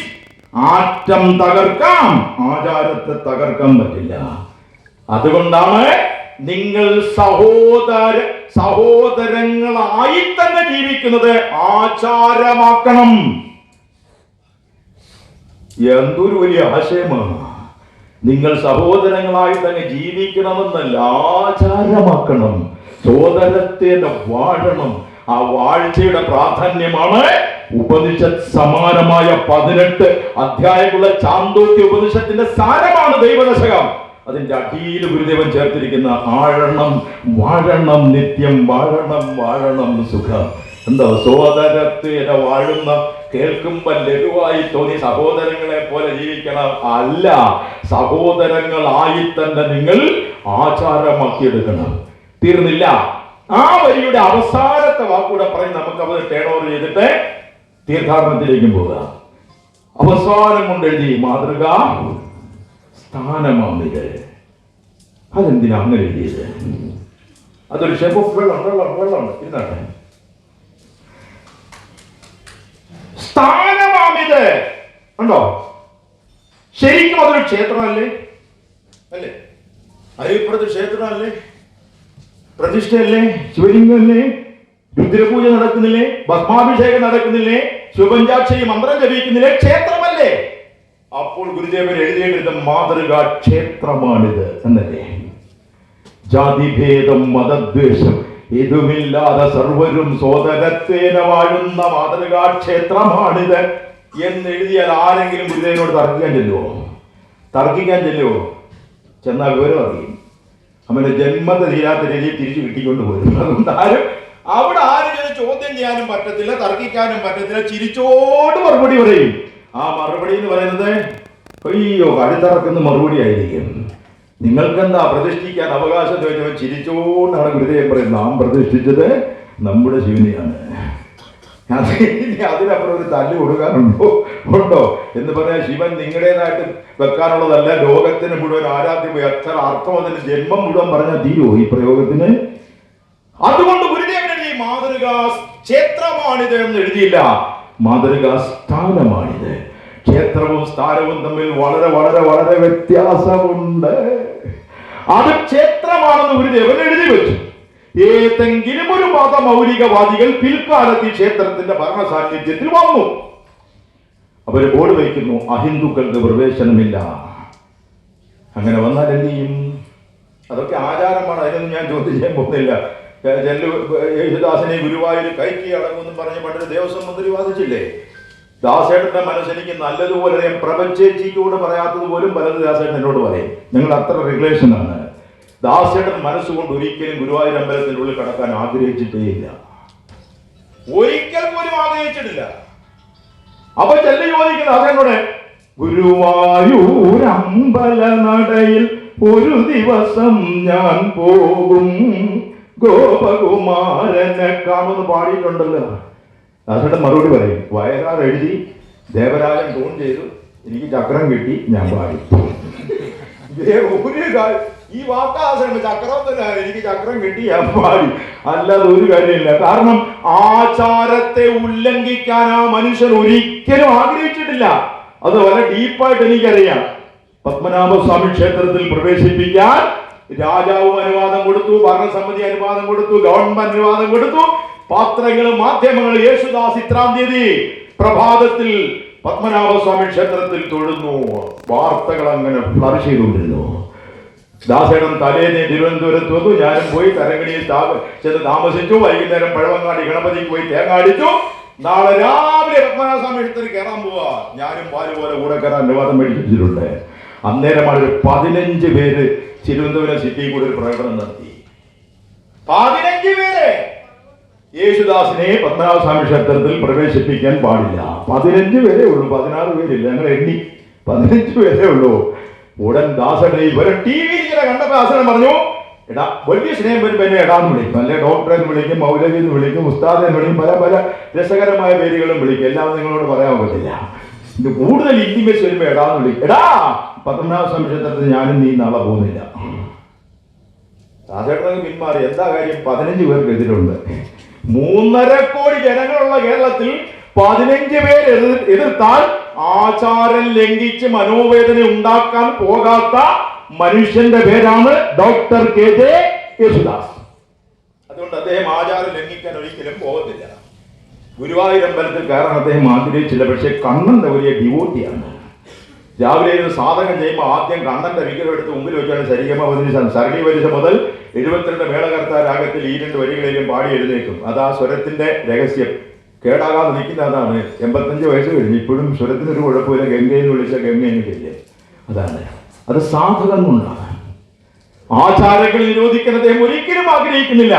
പഴയ ഒരു ദേവസ്വം മന്ത്രി പറഞ്ഞു, യേശുദാസിനെ ഞാൻ ഗുരുവായൂർ അമ്പലത്തിൽ കയറ്റിയാണെന്നുള്ളത്. അയാൾക്ക് ദേവസ്വം എന്താണോ അമ്പലം എന്താണോ യാതൊരു വിവരവുമില്ല. അയാൾ ദേവസ്വം മന്ത്രിയായിരിക്കുന്ന സമയത്താണ് ഹരിപ്പാലൊരു ക്ഷേത്രം പുനരുദ്ധാരണം കഴിഞ്ഞു. ദേവസ്വം മന്ത്രി എന്ന നിലയ്ക്ക് ഇയാളെ ഉദ്ഘാടനത്തിന് വിളിച്ചു. അപ്പൊ ശാന്തിക്കാരകത്ത് കയറി പൂജയെല്ലാം കഴിഞ്ഞിട്ട് പ്രസാദം കൊടുക്കാൻ ഇറങ്ങി വന്നു. ആദ്യം ഉദകം കൊടുക്കണം, ദാനോദകം. ആദ്യം വെള്ളം കൊടുക്കണം, പിന്നെ പ്രസാദം കൊടുക്കണം. വാൽക്കിണ്ടിയിൽ വെള്ളവുമായി ശാന്തിക്കാരൻ പുറത്തു വന്നു. അപ്പൊ അടുത്ത് നിന്ന് എല്ലാവരും ഇങ്ങനെ കൈ നീട്ടുന്നു. മന്ത്രിയും കൈ നീട്ടി വെള്ളം ഒഴിച്ചു കൊടുത്തു. ഇതെന്ത് ചെയ്യണമെന്ന് അയാൾക്ക് അറിയത്തില്ല. തിരിഞ്ഞു നോക്കിയപ്പോ PA വെള്ളം കുടിക്കുന്നു, മന്ത്രിയും കുടിച്ചു. അടുത്ത ശാന്തിക്കാരൻ പ്രസാദം ഇലയിൽ പൊതിഞ്ഞ് തെറ്റിപ്പൂവും ചന്ദനവും ഭസ്മവും എല്ലാം കൂടെ ഇലയിൽ പൊതിഞ്ഞ് മന്ത്രിയുടെ കയ്യിലോട്ട് വെച്ചു കൊടുത്തു. മന്ത്രി വിചാരിച്ചു, വെള്ളം തന്നത് കുടിക്കാനാ, ഇത് തിന്നാനായി. ചുരുട്ടി വായിക്കാത്തിട്ട് ചവച്ചു. ദേവസ്വം അറിയാൻ വയ്യാത്ത ഇയാളാണ് ദാസേട്ടനെ അമ്പലത്തിൽ പ്രവേശിപ്പിക്കാൻ പോകുന്നത്. ദാസേട്ടൻ ആഗ്രഹിച്ചില്ല, ഒരിക്കലും ആഗ്രഹിച്ചില്ല. അതുകൊണ്ട് നമുക്കൊരു ആചാരത്തെ തകർക്കാൻ പ്രയാസമാണ്. എന്നാൽ അരുവിപ്പുറത്ത് ശ്രീനാരായണ ഗുരുദേവൻ പ്രതിഷ്ഠ നടത്തിയ അരുവിപ്പുറം ക്ഷേത്രത്തിൽ ആരെങ്കിലും ഒരാൾ വന്ന് അഹിന്ദുക്കൾക്ക് പ്രവേശനമില്ല എന്ന് എഴുതിയാൽ ദാസേട്ടന് ഞാനോട് സുപ്രീം കോടതി കേസ് കൊടുക്കും. കാരണം ഗുരുദേവൻ സ്ഥാപിച്ചത് ക്ഷേത്രമല്ല, പിന്നെ സ്ഥാനമാണ്, ക്ഷേത്രമല്ല. ജാതിഭേദവും മതദ്വേഷവുമില്ലാതെ വിശ്വമാനവികതയ്ക്ക് ഒരുമിച്ചുകൂടാനുള്ള ഒരു സ്ഥാനമാണ് സ്ഥാപിച്ചത്, ക്ഷേത്രമല്ല. അവിടെ ക്ഷേത്രത്തിന്റെ ആചാരങ്ങൾ നടക്കട്ടെ, നമ്മൾ അതിനെ എതിർക്കുന്നില്ല. ഇഷ്ടം പോലെ ആയിക്കോട്ടെ, ആചാരങ്ങൾ നടത്തിക്കോട്ടെ, ഒരു കുഴപ്പമില്ല, അല്ലേ? ഷർട്ടിടാതെ പോകണം എന്നുള്ള നിബന്ധനയ്ക്കെതിരെ ഗുരുദേവൻ ആഞ്ഞടിച്ചിട്ടുണ്ട്. അത് തന്നെയാണ് സച്ചിദാനന്ദ സ്വാമി പറഞ്ഞത്. അവിടെ വിവാദത്തിന്റെ ഒരു കാര്യവും ഇല്ല. പ്രസന്നൻ സാറ് പറഞ്ഞതുപോലെ സൗമനസ്യത്തോടെ ചർച്ച ചെയ്ത് തീരുമാനിക്കുന്ന കാര്യമാണ്. പെട്ടെന്ന് അങ്ങോട്ട് പിടിച്ച് ഇങ്ങോട്ട് പിടിച്ച് ഈ നാശങ്ങളെല്ലാം ഉണ്ടാക്കുമ്പോൾ ഈ അരിപ്പുറം പ്രതിഷ്ഠ നടക്കുന്ന സമയത്ത് ഇവിടെ രാഷ്ട്രീയവും ഇലക്ഷനും ഉണ്ടായിരുന്നെങ്കിൽ അത് വലിയ നാശം പോയനെ. കൊടുങ്കാറ്റിന്റെ പ്രചണ്ഡതയോടെ ഗുരുദേവൻ ചെയ്തു. കൊടുങ്കാറ്റിന്റെ പ്രചണ്ഡത ഒപ്പം നിതാന്ത സംയമനം. ഇതാ മഹാപ്രഭുവിനല്ലാതെ ലോകത്താരെ കൊണ്ടും പറ്റില്ല. ഒരു തല ഉരുണ്ടില്ല, ഒരു തുള്ളി ചോര ചിന്തയിൽ, ഒരു തമ്മിലടി ഉണ്ടായില്ല, ഒരു ഊര്യാപത്തിയിൽ പ്രഖ്യാപിച്ചില്ല, ആരും ഏറ്റുമുട്ടിയില്ല. പരമ്പരാഗതമായ ആചാരത്തെ എത്ര ലാഭത്തോടെ ഗുരുദേവൻ തകർത്ത് കളഞ്ഞു. കണ്ടോ, മാതൃകാ സ്ഥാനമാണ് ഇത്. കണ്ടോ, ആ ശ്ലോകത്തിലെ 2 വാക്കേ ഞാൻ എടുത്തോണ്ട് പറഞ്ഞുള്ളൂ, സമയം ഇത്രയും പോയി. ഇനി അതിലെ ഓരോന്നിലുമുണ്ട് ഇതുപോലെ സംസ്കൃത ഭാഷയുടെ യുക്തിയുടെയും ഒരുപാട് നിബന്ധനകളും ബന്ധനങ്ങളും എല്ലാം. അതുകൊണ്ട് തീർത്ഥാടനവും അതുപോലെയാണ്. അതിന്റെ നിഗൂഢതകൾ ചിന്തിച്ചാലൊടുങ്ങാത്ത ഒരുപാട് കാര്യങ്ങൾ അതിന്റെ ഉള്ളിലുണ്ട്. സംഭവം നമുക്കെല്ലാം അറിയാം. തീർത്ഥാടനത്തിന് പോകണമെങ്കിൽ എവിടെല്ലാം തീർത്ഥാടന കേന്ദ്രങ്ങളുണ്ട്. ശബരിമല നമ്മൾ പോകുന്നു, പളനിയിൽ പോകുന്നു, വൈക്കത്ത് പോകുന്നു. അതുപോലുള്ള തീർത്ഥാടന കേന്ദ്രങ്ങളിലെല്ലാം ഏതെങ്കിലും ഒരു ആത്മീയാചാര്യനോ ഒരു മഹാരഥനോ അങ്ങനെ ആരെങ്കിലും നേരത്തെ വന്നിരിക്കാം. അവരവിടെ സമാധിയായിരിക്കാം, അല്ലെങ്കിൽ അവരുടെ പാദസ്പർശം ഉണ്ടായിരിക്കാം. അവരുടെ കാലശേഷം പിൽക്കാലത്തെ അനുചരന്മാരോ ഭക്തന്മാരോ ആണ് തീർത്ഥാടനം സംവിധാനം ചെയ്യുന്നത്. അതുകൊണ്ട് തന്നെ നിയതമായ ഒരു വരിക്കുള്ളിലൂടെ അല്ല, നിയാമകമായ ഒരു പഥം അതിലില്ലാത്തത് കൊണ്ട് ആചാരങ്ങൾ വരാം, അത്യാചാരങ്ങൾ വരാം, അനാചാരങ്ങൾ വരാം എല്ലാ തീർത്ഥാടനത്തിലും. ശിവഗിരി തീർത്ഥാടനം അങ്ങനെയല്ല. ശബരിമലയിലേക്ക് നമ്മൾ പോകുന്നു. ശബരി എന്ന സന്യാസി അവിടെ ഉണ്ടായിരുന്നു, ശ്രീരാമേന്ദ്രൻ കണ്ടു. അതുകൊണ്ട് ഈ ശബരിമല എന്ന് അറിയപ്പെടും. അതിനെ തീർത്ഥാടനം ആരംഭിച്ചു. പിൽക്കാലത്ത് അയ്യപ്പനുമല്ല ശബരിയുമല്ല, പിൽക്കാലത്ത് ഭക്തന്മാർ തീർത്ഥാടനം തുടങ്ങി. പളനിയിലും അതുപോലാണ്. അവിടെ ഭോഗർ എന്ന് പറയുന്ന മഹർഷി ഭോഗർ എന്ന് പറയുന്ന ഒരു സന്യാസി ജീവിച്ചത് പളനി. അദ്ദേഹത്തിന്റെ സമാധി അവിടെയുണ്ട്. പിൽക്കാലത്ത് ഭക്തന്മാരാണ് പളനി തീർത്ഥാടനം തുടങ്ങിയത്. അവിടെ പ്രതീക്ഷിച്ചതാണ് ഈ വേൽമുരുകനെയൊക്കെ. ചരിത്രം നമുക്കത് കാണാൻ കഴിയും. വൈക്കത്ത് മുതലാണ്. വ്യാഘ്രപാദർ എന്നൊരു സന്യാസി ധ്യാനം ചെയ്തൊരു സ്ഥലമാണ് വൈക്കം. ആ വൈക്കത്തെ സംബന്ധിച്ച് മനോഹരമായ ഒരു പ്രാർത്ഥനാ ഗാനമുണ്ട്. നരനായിങ്ങനെ ജനിച്ചു ഭൂമിയിൽ നരകവാരിധി നടുവിൽ ഞാൻ നരകത്തീ നിന്ന് കരകേറ്റിടണം തിരുവൈക്കം വാഴും ശിവശംഭു. ഈ പ്രാർത്ഥനാഗാനം എഴുതിയതാരെന്നറിയോ? ഈ പ്രാർത്ഥനാഗാനം എഴുതിയതാരെ? സാംബശിവൻ കഥാപ്രസംഗത്തിൽ പറയുന്ന പോലെ വലയ്ക്കുന്ന ചോദ്യങ്ങൾ ചോദിക്കരുത്, അല്ലേ? അതാണ് ഈ പ്രാർത്ഥനാഗാനം എഴുതി മറ്റാരുമല്ല, ക്ലൂതനാണ്. ഈ ക്ലൂത് അന്ന് പഠിച്ചുപോയി. ഏഷ്യാനെറ്റ് സുരേഷ് ഗോപി അവതരിപ്പിച്ച് നിങ്ങൾക്ക് വാങ്ങാൻ കോടീശ്വരനില്ലേ. ഇപ്പൊ സീസൺ അവസാനിച്ചത് കൊണ്ട് ഞങ്ങൾക്ക് പുറത്തു വരാം. ഇതിനുമ്പ് ഞങ്ങൾ പുറത്തു പറയാൻ പാടില്ല. അതിൽ ചോദ്യമുണ്ടാക്കുന്ന ഒരു പാനൽ ഉണ്ടായിരുന്നു. അതിലൊരു കാലം ഞാനായിരുന്നു. കോടീശ്വരനിലെ ചോദ്യങ്ങളിൽ പലതും എന്റെ ചോദ്യങ്ങളാണ്. ഏത് ചോദ്യമാ വരുന്നത് ഞങ്ങൾക്ക് നേരത്തെ അറിയാൻ പറ്റത്തില്ല. ഞങ്ങൾ എഴുതി കൊടുക്കും. സ്ക്രീനിൽ വരുമ്പോൾ അറിയാം ഇത് നമ്മൾ കൊടുത്ത ചോദ്യം. അതുകൊണ്ട് ഫോണേ ഫ്രണ്ടിൽ പലരും എന്റെ നമ്പർ കൊടുക്കുമായിരുന്നു, എടുക്കത്തില്ലായിരുന്നു. അന്നേരം എഴുതി കൊടുക്കും. സുരേഷ് ഗോപി ആദ്യം പറയാൻ ഞങ്ങൾ അമ്മി പിണക്കം അതുകൊണ്ട് എടുക്കത്തില്ല, പിന്നെ പറഞ്ഞു കൊടുക്കുമ്പോൾ ഞാൻ ഗുരുതുല്യം ബഹുമാനിക്കുന്ന ആള് അത് പാനലിലുണ്ട്, അതുകൊണ്ട് എടുക്കാൻ പറ്റില്ല. അതൊരു ചോദ്യം ഉത്തരം അങ്ങനെ പഠിച്ചു പോയതാ. അതൊരു ക്ലൂ തരാം. നരനായിങ്ങനെ ജനിച്ചു ഭൂമിയിൽ നരകവാരി നടുവിൽ ഞാൻ. ഇത് എഴുതി ആരെന്നറിയാമോ? കൃഷ്ണ കൃഷ്ണ മുകുന്ദ ജനാർദ്ദന കൃഷ്ണ ഗോവിന്ദ നാരായണ ഹരേ അച്യുതാനന്ദ ഗോവിന്ദ. അച്യുതാനന്ദന്റെ കാര്യം ഗോവിന്ദ ആകും നന്നേ പറയുന്നത് ഇല്ലേ? അച്യുതാനന്ദ ഗോവിന്ദ അതെഴുതിയ ആളല്ല.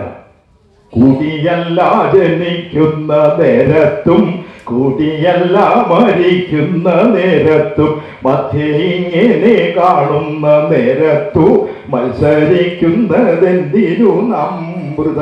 ഇതെഴുതിയ ആൾ തന്നെ. ഇതാരാ? പൂന്താനം. അയ്യോ, എന്തൊരു വീഡിയോയുടെ വൈറൽ ക്ലിപ്പിംഗ് എന്നില്ലേ? പൂന്താനം ജീവിച്ചിട്ടില്ല എന്ന് പറഞ്ഞ ഒരാളെ അച്ഛനെ വിളിച്ചിട്ട് കഥയൊക്കെ നിങ്ങളൊക്കെ കേട്ടു കാണും. അതാണ് പൂന്താനം എഴുതാണ് ഇത് അല്ലേ? നരനായിങ്ങ പൂന്താനം എഴുതാണ്. അടുത്ത സമയത്ത് യൂട്യൂബിൽ എന്നാണ് പ്രസിദ്ധനായെന്ന് പറയപ്പെടുന്ന ഒരു പ്രഭാഷകൻ ഈ സിനിമാ പാട്ട് പാടിയാണ് അദ്ദേഹത്തിന്റെ അധികം പ്രസംഗം.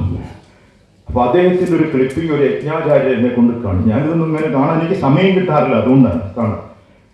അതിന്റെ ഒരു ഭാഗം ഒരു യജ്ഞാചാര്യൻ എന്നെ കൊണ്ട് കാണിച്ചു. യജ്ഞാചാര്യന്റെ പേര് പറയാം, പള്ളിക്കൽ സുനിലാണ്, സുനിൽജി. പള്ളിക്കൽ സുനിൽജി എന്നെ കാണിച്ചു. ഇയാള് പ്രസംഗിക്കുന്ന കൂട്ടത്തിൽ പറയാ, നരനായി ഇങ്ങനെ ജനിച്ചു ഭൂമിയിൽ എന്ന് എഴുതിയവനെ വെടിവെച്ചു വരണം. ഇവൻ നിരീശ്വരവാദി. ഈ പ്രസംഗിക്കുന്ന ആൾ നിരീശ്വരവാദിയാണ്.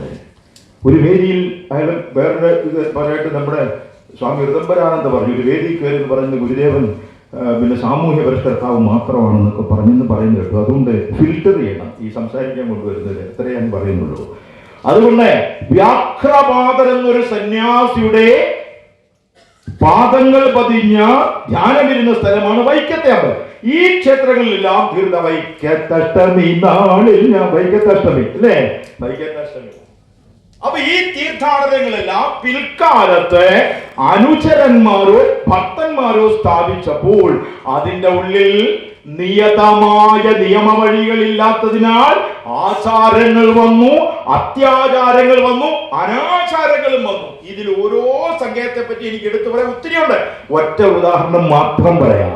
ശബരിമലയിൽ പോയ ഏതോ ഗുരുസ്വാമി, ആന്ധ്രയിൽ നിന്നോ കർണാടകത്തിൽ നിന്നോ വന്ന ഏതാ ഗുരുസ്വാമി പമ്പയിൽ കുളിച്ചപ്പോൾ അണിഞ്ഞിരുന്ന വസ്ത്രങ്ങൾ അഴിച്ച് പമ്പയിൽ ഒഴുക്കി വിട്ടു. എന്നിട്ട് ശിഷ്യന്മാരോട് പറഞ്ഞു, ഇതോടെ പാപങ്ങളെല്ലാം ഒഴുകിപ്പോയത്. ശിഷ്യന്മാരെല്ലാം തുണി വരച്ച് അമ്പയിൽ പോയി. ഇപ്പൊ പോന്നവരെല്ലാം തുണി എറിഞ്ഞെറിഞ്ഞെറിഞ്ഞെറിഞ്ഞെറിഞ്ഞ് പമ്പയിൽ തുണി കൊണ്ട് ബുദ്ധിമുട്ടി അത് വാരി മാറ്റാൻ ദേവസ്വം ബോർഡ് കിടന്ന് പെടാപ്പാട് വിടുക. ഇങ്ങനെ തുണി എറിയുന്ന ഒരു ആചാരം നേരത്തെ അവിടെ ഉണ്ടോ? നിയമസഭയിലുണ്ടായിരുന്നു തുണി. അയാൾ മരിച്ചപ്പോഴത്തേക്ക് അന്നത്തെ മുഖ്യമന്ത്രി എന്നിട്ട് റീത്ത് വയ്ക്കാൻ നേരം കാറ്റടിച്ച് ഈ കാണിച്ച കക്ഷി മരിച്ചു കിടക്കുക, ബോഡിയിൽ റീത്ത് വയ്ക്കാൻ നേരം കാറ്റടിച്ചയുടെ തുണി എന്നാണെങ്കിൽ അപ്പോഴേ റീത്തും കൊണ്ട് മുഖ്യമന്ത്രി പ്രകോട്ടി അഴിയ ചത്ത് കിടന്നിട്ട് നോക്കും. അങ്ങനെ ആചാരം നമ്മുടെ നിയമസഭയിൽ നടന്നിട്ടുണ്ട് അല്ലേ? അതുകൊണ്ട് ഇത് പറിച്ചറിയുന്ന പരിപാടി ആചാരമല്ല, അനാചാരമുണ്ടാക്കി. അതിപ്പോഴും പമ്പയിൽ വലിയ ബുദ്ധിമുട്ടുകളാണ് പാരിസ്ഥിതിക പ്രശ്നം കൊണ്ട്. കണ്ടോ, തീർത്ഥാടനം ഉണ്ടായ ഒരനാചാരം ഞാൻ എടുത്തു പറഞ്ഞല്ലോ. എന്നാൽ സശരീരനായി ഒരു മഹാപ്രതിഭ, ഒരു മഹാഗുരു ജീവിച്ചിരിക്കവേ തന്നെ തീർത്ഥാടനം എങ്ങനെയായിരിക്കണമെന്ന് കൃത്യമായ നിയമവഴികൾ കാണിച്ചു തന്ന് വ്യതിചലിക്കാത്ത രീതിയിൽ അത് പറഞ്ഞ് പഠിപ്പിച്ച് സശരീരനല്ലാത്ത സമയത്ത് തീർത്ഥാടനം തുടങ്ങിയിട്ട് ഇന്നും അനാചാരങ്ങൾ നടക്കാത്ത ഒരേ ഒരു തീർത്ഥാടനം ശിവഗിരി തീർത്ഥാടനം മാത്രമാണ്. പുറപ്പെടുന്നത് മുതൽ ഏതെല്ലാം ഘട്ടത്തിൽ എങ്ങനെല്ലാം ചെയ്യണമെന്ന് കണ്ടുപിടിച്ചു. ഇത് മഹാത്ഭുതമല്ലേ? മഹാത്ഭുതമല്ലേ? രണ്ട്, ഏത് തീർത്ഥാടനത്തിന് പോയാലും പാപങ്ങൾ കഴുകിക്കളയാനോ വന്നു. അത് റോമിൽ പോയാലും ശരി, മക്കയിൽ പോയാലും ശരി, പളനിയിൽ പോയാലും ശരി, ശബരിമല പോകുമ്പോ ദാസേടൻ തന്നെ പാടിയ പാട്ടുണ്ട്. പുണ്യപാപ ചുമടുകള ഇരുമൂടി കെട്ടുമേന്തി 18-ാം പടി കടന്നു വരുന്നു ഞങ്ങൾ. ശരണമയ്യപ്പ സ്വാമി ശരണമയ്യപ്പ. അല്ലേ, നമ്മ ദിൽഷാനഗറിൽ അയ്യപ്പ സത്രമായിരുന്നു അല്ലേ, അവിടെ നിന്നൊക്കെ ആൾക്കാർ വന്നിട്ടുണ്ട്. അതാ അയ്യപ്പനാകുമ്പോൾ ഒരു വാവല് വേണ്ടേ, അതുകൊണ്ടായിരിക്കും ദിൽഷാനഗർ എന്നെ വിളിക്കുന്നത് അല്ലേ. സന്തോഷം, ഒരുപാട് സന്തോഷം. രമേശ് ജിക്കും കൂട്ടർക്ക് ഒരുപാട് ഞാൻ അഭിനന്ദനങ്ങൾ അറിയിക്കുന്നു. അവരെല്ലാം ഇവിടെ എത്തിയതിൽ അതിനേക്കാൾ സന്തോഷിക്കുന്നു. അപ്പൊ എവിടെ ചെന്നാലും പുണ്യപാപച്ചു പാപങ്ങൾ ഇറക്കി വെക്കാൻ പോകുന്ന പളനി പോകുന്ന പാപം ഇറക്കാൻ വേണ്ടിയാണ്. ഏതു തീർത്ഥാടനത്തിന് ഏതു സമുദായത്തിന് വരും പാപങ്ങൾ ഇറക്കി വെക്കാനാണ്. പക്ഷേ ശിവഗിരി തീർത്ഥാടനം വന്ന് പാപങ്ങൾ ഇറക്കി വെക്കാനും കൂടെയാണ്, അതിനല്ല പോകുന്നത്. പിന്നെയോ പാപങ്ങൾ ഇറക്കി വയ്ക്കുന്നതിനേക്കാൾ ശ്രേയസ്കരമായി അധുനാതുരമായ ജീവിത കാലഘട്ടത്തിൽ കാൽപാദങ്ങൾ ഉറപ്പിച്ച് നട്ടല് നിവർത്തി തല ഉയർത്തി മറ്റൊരാളുടെ കൈ നീട്ടാതെ യുഗാന്തങ്ങളോളം ജീവിക്കാനുള്ള അറിവിന്റെയും തിരിച്ചറിവിന്റെയും അനാദിയായ പ്രസാദം നേടിക്കൊണ്ടാണ് അവിടെ നിറങ്ങുന്നത്. അങ്ങനെ ഒരു തീർത്ഥാടനമേ ലോകത്തിലുള്ളൂ. അറിവിന്റെ പ്രസാദം കിട്ടുന്ന ഒറ്റ തീർത്ഥാടനം അത് ശിവഗിരി തീർത്ഥാടനമാണ്. വേറെ എല്ലായിടത്തും പ്രസാദം കിട്ടും. മക്കയിൽ പോയാൽ സംസം വെള്ളം കൊണ്ടുവരും. റോമിൽ പോയി കഴിഞ്ഞാൽ കുരിശും മറ്റേതും മറിച്ചതും തീ പിടിക്കാത്ത ഇലയും കൊണ്ടുവരും. ഭസ്മ ഇവിടെ പളനി പോയാൽ ഭസ്മം കൊണ്ട്, ശബരിമല പോയ അരവണ പായസം കിട്ടും. ദേവസ്വം പ്രസിഡന്റ് അരവണ പായസത്തിൽ എരിവാരി കണ്ടിച്ചിടും. അങ്ങനെയുണ്ട്. അങ്ങനെ കുറെ കള്ളന്മാരും കയറി കിടപ്പുണ്ട് അല്ലേ. എവിടെയും പ്രസാദം കിട്ടും. ശിവഗിരി ചെന്നു കഴിഞ്ഞാൽ ആറാട്ടുണ്ടോ? ഉണ്ടോ? തീർത്ഥാടനത്തിന് പോയിട്ടില്ലേ? ആറാട്ടുണ്ടോ? എഴുന്നള്ളത്തുണ്ടോ? നിവേദ്യമുണ്ടോ? വെടിക്കെട്ടുണ്ടോ? പ്രസാദമുണ്ടോ? ഒരു യുഗമില്ല. ഇങ്ങനൊരു തീർത്ഥാടനം മഹാഗുരു നാരായണമൂർത്തി ഒന്നിച്ചു പാടേ. നാരായണമൂർത്തി ഗുരുനാരായണമൂർത്തി നാരായണമൂർത്തി പരമാചാര്യ നമസ്തേ. പരമാചാര്യൻ സംവിധാനം ചെയ്ത ഈ തീർത്ഥാടനത്തിനല്ലാതെ ആറാട്ടും നിവേദ്യവും പ്രസാദവും ഇല്ലാത്ത, ആകെ കിട്ടുന്ന പ്രസാദം അറിവിന്റെയും തിരിച്ചറിവിന്റെയും കാലുറപ്പിക്കലും ഊർജമുണ്ടാക്കുന്നതിനെയും അറിവിന്റെ പ്രസാദം കിട്ടുന്ന സൂര്യങ്കയിലെ ഏക തീർത്ഥാടനം അതാണ് ശിവഗിരി തീർത്ഥാടനം. എണ്ണിയാൽ ഒടുങ്ങാത്ത അത്ഭുതങ്ങളാണ് ഇനിയും അങ്ങോട്ട് പറയാൻ കഴിയും. എല്ലാം കൂടി പറയാൻ സമയം കിട്ടത്തില്ല. പഞ്ചശുദ്ധി പറയണമെങ്കിൽ 2.5 മണിക്കൂർ വേറെ വേണം. ആ പഠിപ്പിച്ച എന്തിന് നിങ്ങൾ തീർത്ഥാടനത്തിൽ 8 ലക്ഷ്യങ്ങൾ പഠിപ്പിച്ച 8 ലക്ഷ്യങ്ങളിൽ ഒന്ന് മാത്രമേ ഉള്ള ആത്മീയ കാര്യം. 8-ൽ-1 ഈശ്വര വിശ്വാസം, ബാക്കി 7 ഭൗതിക വിശ്വാസമാണ്. ഇങ്ങനെ പഠിപ്പിക്കുന്ന ഒരു സന്യാസിയെ മഷിയിട്ട ലോകത്ത് കിട്ടുമോ? അതാണ് ഗുരുദേവൻ എന്ന മഹാത്ഭുതം. എനിക്ക് ചിന്തിക്കും തോറും ഞാൻ അറിയാതെ ചിലത് രാത്രി കിടന്ന് പ്രണാമത്തിൽ വീഴാറുണ്ട്, മുട്ടുകുത്തി പ്രാർത്ഥിച്ചു പോയിട്ടുണ്ട്. കാരണം ഇതിന്റെ മുമ്പിൽ നമ്മൾ ആരും ഒന്നുമല്ല. കണ്ടെത്താൻ ജന്മം കൊണ്ട് കഴിയത്തില്ല, ഒരിക്കലും കഴിയത്തില്ല. ബാഹ്യമായി നോക്കുമ്പോൾ ഒന്നുമില്ലെന്ന് തോന്നാ. ഞാൻ പറഞ്ഞ സോദരത്വരെ പറഞ്ഞതുപോലെ അടുത്തോട്ട് ചെല്ലുത്തോറും ഒന്നും പിടികിട്ടത്തില്ല. അതാണ് പലപ്പോഴും സമസ്യ പോലെ വിഷമിച്ചിട്ടുണ്ട്. ഇന്നും ഉത്തരം കിട്ടാത്ത ചോദ്യങ്ങൾ ധാരാളമുണ്ട്. അത് പല സന്യാസിമാരോട് ചോദിച്ചിട്ട് ഉത്തരം കിട്ടാത്ത ചോദ്യങ്ങളുണ്ട്. കളവങ്കോട് പ്രതിഷ്ഠ നടത്തി, കണ്ണാടി രസം ചുരണ്ടി ഓം എന്ന് എഴുതാൻ പറഞ്ഞു. എഴുത്തും വായന അറിയാവുന്ന ഒരാൾ നാരായണൻ കൊണ്ട് എഴുതിയത് മലയാളത്തിലെ ഓ എന്ന അക്ഷരം എഴുതി ദീർഘമില്ലാതെ പൂജിട്ടു ഓം.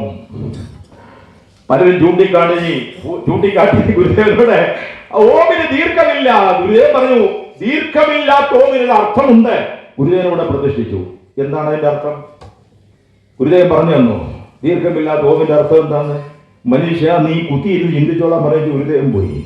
ഈ ചോദ്യം ഞാൻ ആദ്യം ചോദിക്കുന്നത് കളവങ്കോട് ക്ഷേത്രത്തിൽ ആദ്യം ഞാൻ പ്രസംഗിക്കുമ്പോൾ എനിക്ക് ഏറ്റവും ആദരിച്ച ഗുരുദേവന് ശേഷം ഗുരുദേവ ദർശനങ്ങൾ ലോകത്തെമ്പാടും പ്രചരിപ്പിക്കാൻ അശ്രാന്ത പരിശ്രമം ചെയ്ത ആത്മാർത്ഥതയെ ആഴ്വമായിരുന്ന സ്വാമി ശാശ്വതികാനന്ദ. അതിനുശേഷം ആരും അത്രയും വന്നിട്ടില്ല. അന്ന് ആരും കയറി ഇലക്ഷന് കളയോട് ചെയ്യത്തില്ലായിരുന്നു. മെഡിക്കൽ കോളേജിന്റെ ബെഡിൽ നിന്ന് എഴുന്നേറ്റ് പോകുന്ന സ്വാമിമാർ അന്നില്ലായിരുന്നു. സ്വാമി ശാശ്വതികാനന്ദ ഹീസ് ഡിവോട്ടഡ്. പരിപൂർണമായി ഗുരുദേവ ദർശനങ്ങൾ ലോകത്തെമ്പാടും എത്തിക്കാൻ ഇത്രത്തോളം പരിശ്രമിച്ച ഒരു സന്യാസി ശ്രേഷ്ഠൻ വേറെ ഇല്ല. ആ മഹാനോടൊപ്പമാണ് ആദ്യമായി കളവങ്കോട് ക്ഷേത്രത്തിൽ ഞാൻ പ്രസംഗിക്കുന്നത്. കണ്ണാടി ഗുരുദേവൻ ഏതൊക്കെ ക്ഷേത്രത്തിൽ എവിടെല്ലാം പ്രതിഷ്ഠിച്ചോ അവിടെ എല്ലാം വിശ്വഗുരു അടിയനെ കൊണ്ടെത്തിച്ചിട്ടുണ്ട്. അരിപ്പുറത്താണ് എന്റെ തുടക്കം. ആദ്യം പ്രസംഗിക്കുന്നത് അവിടെയാ. അവിടെ മുതൽ എവിടെല്ലാം പ്രസംഗിച്ചു. കുന്ത്രോളി ആയാലും ശരി, കോയമ്പത്തൂരായാലും ശരി, രാമേശ്വരം, എല്ലാ പ്രതിഷ്ഠാ ക്ഷേത്രങ്ങളിലും പോയി പ്രസംഗിച്ചിട്ടുണ്ട്. പേരും ചൂലവും പാദവും ഒക്കെ വെച്ചിടത്തെല്ലാം പോയിട്ടുണ്ട്. ഞാൻ ഈ കണ്ണാടി പ്രതിഷ്ഠിച്ച ക്ഷേത്രത്തിൽ ഏതാണ്ട് 10-30 കൊല്ലം കഴിഞ്ഞ് കാണണം ശാസ്ത്രീയ സ്വാമി ഉദ്ഘാടനം. സ്വാമിയോട് ചൂണ്ടിക്കാണിക്കൊണ്ട് കണ്ണാടി അടുത്ത് നീ ഒന്നുകൂടെ നോക്കി, അതിൽ ഒന്നെന്ന് എഴുതിയിരിക്കുന്നത് സ്വാമി എന്റെ അടുത്തുണ്ട്. ശാസ്ത്രീയ സ്വാമിയോട് ചോദിച്ചു, ദീർഘമില്ലാത്ത ഓമിലൊരു അർത്ഥമുണ്ടെന്ന് ഗുരുദേവൻ പറഞ്ഞല്ലോ, എന്താണ് അതിന്റെ ആശയം? അദ്ദേഹം പറഞ്ഞു തന്നു, ഞാൻ എഴുതിയെടുത്തു.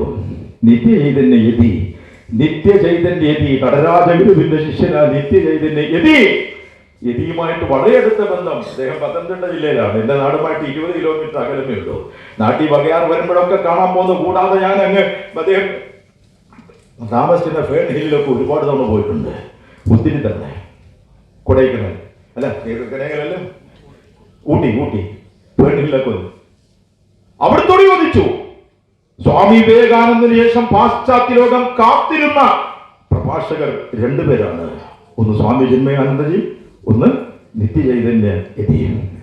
യതിയോട് ഞാൻ ചോദിച്ചു, ഓം എന്ന് ദീർഘമില്ലാത്ത ഓമിന്റെ ആശയം എന്താ? അവിടുത്തെ ഒരു ആശയം പറഞ്ഞു, അത് ഞാൻ എഴുതി വെച്ചു. സ്വാമി അവ്യാനന്ദയോട് ചോദിച്ചു, സ്വാമി ഋതംബരാനന്ദയോട് ചോദിച്ചു, സ്വാമി സൂക്ഷ്മാനന്ദയോട് ചോദിച്ചു. അറിയാവുന്ന സന്യാസിമാരൊക്കെ ആശയങ്ങൾ പറഞ്ഞു തന്നു. എല്ലാം പ്രത്യേകം ഞാൻ എഴുതിയിട്ടുണ്ട്. ഒരാൾ പറഞ്ഞതും മറ്റൊരാൾ പറഞ്ഞതുമായിട്ട് യാതൊരു സാമ്യവുമില്ല. അതാണ് ഗുരുദേവൻ. നിങ്ങൾക്ക് ഇഷ്ടമുള്ളത് വിചാരിച്ചോളാൻ പറഞ്ഞു. ഈ സ്വാമിമാർ സന്യാസിമാർ പറഞ്ഞതെല്ലാം വളരെ ഗഹനമായ ആശയമാണ്. പക്ഷെ തമ്മിൽ പല വ്യത്യാസമാണ്, അജഗജാന്തരമാണ്. കണ്ടോ, അടിയനും ഒരാശയം തോന്നിയിട്ടുണ്ട്. ഞാനത് ഡയറിക്കകത്ത് എഴുതി സീൽ ചെയ്ത് പെമ്പറന്നവരെ കൊടുത്തിട്ടുണ്ട്. ജീവിച്ചിരിക്കുമ്പോൾ ഇത് പുറത്ത് കാണിക്കരുത്, ലോകം വിട്ടുകഴിഞ്ഞ് കാരണം തെറ്റാതെ ചെയ്യും. അതുകൊണ്ട് കാലശേഷം ഇത് പ്രസിദ്ധീകരിക്കാൻ എഴുതി ഞാൻ അവിടെ വെച്ചിട്ടുണ്ട്. ഇതാണ് ഗുരുദേവൻ. ചിലത് വളരെ ലളിതമായി മനസ്സിലാകും, ചിലത് ശീർഷാസനത്തിൽ നിന്നാലും മനസ്സിലാകത്തില്ല. അത് ഗുരുദേവ ദർശനങ്ങളുടെ ഒരു സവിശേഷതയാണ്. ഇപ്പൊ പറയപ്പെട്ട ഒരു ജാതി, ഒരു മതം, ഒരു ദൈവം, മനുഷ്യന് എല്ലാവർക്കും മനസ്സിലാകും. മദ്യം ഉണ്ടാക്കരുത്, കൊടുക്കരുത്, കുടിക്കരുത്, വളരെ ലളിതമാണ്. കാരണം നിരക്ഷര കുച്ചികൾ ഒരു സമുദായത്തോട് സംവദിക്കുമ്പോൾ അവിടുത്തെ ഭാഷയുടെ അപഗാഹതയിൽ നിന്ന് ഒരു ഗുരുദേവൻ പറഞ്ഞാൽ ഒന്നും മനസ്സിലാകാതെ പോകും. അതുകൊണ്ട് ലളിതമായ ഭാഷയെ പറഞ്ഞു തന്നു. അതേ ഗുരുദേവൻ തന്നെയാണ് പറഞ്ഞ വാക്യങ്ങൾ നമുക്ക് വർണ്ണിച്ചെടുക്കാൻ പറ്റുമോ? ത്രിഭുവന സീമ കടന്നു തിങ്ങിമിങ്ങും ത്രിപുടി മുടിഞ്ഞു തെളിഞ്ഞിടുന്ന ദീപം കപടയതിക്കു കരസ്ഥമാകുകയിലെന്നുപനിഷതുത്തിരഹസ്യം ഓർത്തിടേണം. ഒരു നടക്കൊന്നും മനസ്സിലാകത്തില്ല. നമ്മൾ മനസ്സിലാക്കിയതും അല്ല അതിൽ പറഞ്ഞിരിക്കുന്നത്. അതാണ് പണ്ടൊരു നമ്പൂതിരി കുറെ ദിവസം 2 മാസക്കാലത്തോളം ഇല്ലത്തും പരിസരത്തും പൂജയ്ക്കൊക്കെ ഞാൻ പറഞ്ഞു, മനസ്സിലായില്ല. അപ്പൊ ബാല്യക്കാരൻ അടുത്തുകൊണ്ട് ചോദിച്ചു, തിരുമേനിക്ക് എന്താ മനസ്സിലാവാത്തത്? ഇടാ, ഈ പ്രപഞ്ചത്തിന്റെ സൃഷ്ടിയും ആത്മരഹസ്യങ്ങളും പരബ്രഹ്മവും ഒന്നും മനസ്സിലായില്ല. 2 മാസം മനസ്സിലായില്ല എന്ന് പറഞ്ഞു കിടന്നിട്ട് തിരുമേനി പറഞ്ഞു, ആ മനസ്സിലായി. അപ്പൊ ബാല്യക്കാരൻ രാമൻ ചോദിച്ചു, തിരുമനസ്സിൽ എന്ത് മനസ്സിലായി? ഒന്നും മനസ്സിലാകത്തില്ല എന്ന് മനസ്സിലായി. അതാണ് ത്രിഭുവന സീമ കടന്നു തിങ്ങി വിങ്ങും. അതങ്ങോട്ട് ഉൾക്കടമായി പരിഭവിച്ച അവസാനം നമുക്ക് മനസ്സിലാവും. എന്ത് മനസ്സിലാവും? ഒന്നും മനസ്സിലാവത്തില്ല, മനസ്സിലാവും. അതാണ് ബാഹ്യാർത്ഥമല്ല ആന്തരികാർത്ഥം വെച്ചിരിക്കുന്നത്. അതുകൊണ്ട് ആ തീർത്ഥാടനത്തിന് ഓരോ കോണുകൾ അത് വളരെയധികം ചിന്താമധുരമാണ്. കൂടുതൽ പറയാതെ നമുക്കതിന്റെ സന്ദർഭത്തിലേക്ക് പോകാം. നമുക്കറിയാം 1928 ജനുവരി 16 അന്നാണ് ഗുരുദേവൻ 3:30 തീർത്ഥാടനത്തെ കുറിച്ചുള്ള സംഭാഷണം വരുന്നത്. കണ്ടോ? അപ്പൊ നിവേദനമില്ല, ജീവിച്ചിരിക്കുമ്പോൾ തന്നെ സ്ഥാപിച്ചെടുത്ത അറിവിന്റെ നികേതനമാണ് അതിലെ ഏറ്റവും. എന്നാൽ ഘട്ടങ്ങൾ അനുവദിക്കുമ്പോ നമുക്കറിയാം, കിട്ടൻ റൈറ്ററും വല്ലഭശ്ശേരി ഗോവിന്ദൻ വൈദ്യരും ഇവർ 2 കൂടെ ഗുരുദേവന്റെ അടുത്ത് ചെല്ലുന്നു. കോട്ടയം നാഗമ്പടം ക്ഷേത്രത്തിലെ ചക്കരമാവിന്റെ ചുവട്ടിൽ ചാരികശ്ശേരിയിൽ ഗുരുദേവൻ ഇരിക്കുന്നു. നാഗമ്പടം ക്ഷേത്രത്തിൽ ഒരുപാട് പ്രഭാഷണങ്ങൾക്ക് ഞാൻ പോയിട്ടുണ്ട്. ഒരിക്കൽ ആദ്യാക്ഷരം കുറിക്കാൻ കോട്ടയം യൂണിയനും കേരള കൗമുദി പത്രം കൂടെ ആദ്യാക്ഷരം കുറിക്കാൻ നാഗമ്പടത്തേക്ക് ക്ഷണിച്ചു. അവിടെ ചെന്നപ്പോഴത്തേക്ക് അവിടുത്തെ ക്ഷേത്രത്തിന്റെ മുമ്പിലെ എല്ലാ പൂജാ സംഗതികളെല്ലാം വെച്ച് എഴുത്തിനുള്ള പീഠവും അവിടെ ഇട്ടിട്ടുണ്ട്. ഞാൻ പറഞ്ഞു ബാക്കി പൂജകളെല്ലാം ഇവിടെ നടക്കട്ടെ, പീഠം മാവിന്റെ ചുവട്ടിലോട്ട് മാറട്ടെ. അവര് ചേർന്ന മാവിന്റെ ചുവട്ടിൽ ഗുരുദേവൻ അവിടെ ഇരുന്നാണ് തീർത്ഥാടനത്തിന് അനുവാദം കൊടുത്തത്. ആ മാവിന്റെ ചുവട്ടിൽ ഞാൻ എഴുതുന്നുള്ളൂ. ഇപ്പോഴും നിങ്ങൾ കോട്ടയത്തുകാർ കാണും, ദേഹമ്പടം ക്ഷേത്രത്തിന്റെ പ്രസംഗം കേട്ടവരും കാണും ഇവിടെ, അല്ലേ? നിങ്ങൾക്കറിയാം ഞാൻ ഓഡിറ്റോറിയത്തിൽ പ്രസംഗിക്കാറില്ല. വലിയ ഓഡിറ്റോറിയം നാഗപ്പടം ക്ഷേത്രത്തിന്. ഞാൻ ഈ മാവിന്റെ ചോട്ടിലൊരു കസേരയിട്ട് അവിടെ ഇരുന്നേ പ്രസംഗിക്കും. കാരണം എന്താ? വിശ്വഗുരുവിന്റെ ചൈതന്യം ഉണ്ടായിരുന്ന സ്ഥലം. അവിടെ ഇരുന്നാണ് തീർത്ഥാടനം അനുവദിച്ചത്. അതുകൊണ്ട് അവിടെ ഇരിക്കുമ്പോൾ മനസ്സിലിങ്ങനെ ഗുരു നിറഞ്ഞു വരും. പിന്നെ പ്രഭാഷണത്തിന് വല്ലതും തിരക്കി പോണോ? പിന്നെ വല്ല അന്വേഷിക്കേണ്ട കാര്യമുണ്ടോ? ഗുരു ഇങ്ങനെ മനസ്സിൽ വരും, പിന്നെ ഇങ്ങനെ പ്രവഹിച്ചുകൊണ്ടിരിക്കും. വാച്ചൊന്നും നോക്കത്തില്ല, അതേ ഇരിപ്പിരുന്ന് പ്രസംഗിക്കാറുണ്ട്. അങ്ങനെ നാഗമ്പടം ക്ഷേത്രത്തിന്റെ ചക്രമാവിന്റെ ചുവട്ടിൽ ഗുരുദേവൻ ഇരിക്കുന്നു ചാരുകസേനയിൽ. ഗുരുദേവൻ എഴുന്നള്ളി എന്ന വിവരം പറഞ്ഞുകൊണ്ട് ദേശത്തിന്റെ നാനാഭാഗത്തുനിന്ന് ജനങ്ങൾ പ്രവഹിച്ചുകൊണ്ടിരിക്കുക. അവിടെ പലപ്പോഴും ആളുകൾ വിചാരിക്കും ഈഴവര് മാത്രമല്ല, നായർ സമുദായത്തിലുള്ളവരും ക്രിസ്തീയ സമുദായത്തിലുള്ളവരും ഒക്കെ ഗുരുദേവനെ കാണാൻ വരുമായിരുന്നു. അതാണ് അതിന്റെ സവിശേഷത. ഗുരുദേവ് അതാണ്. എന്തെല്ലാം വിശേഷങ്ങൾ കൊണ്ട് പറഞ്ഞാൽ എനിക്ക് തീർക്കാൻ പറ്റത്തില്ല കേട്ടോ. അത്ര അത്ഭുതാവഹമാണ് ആ ജീവിതം എന്ന് പറയുന്നത്.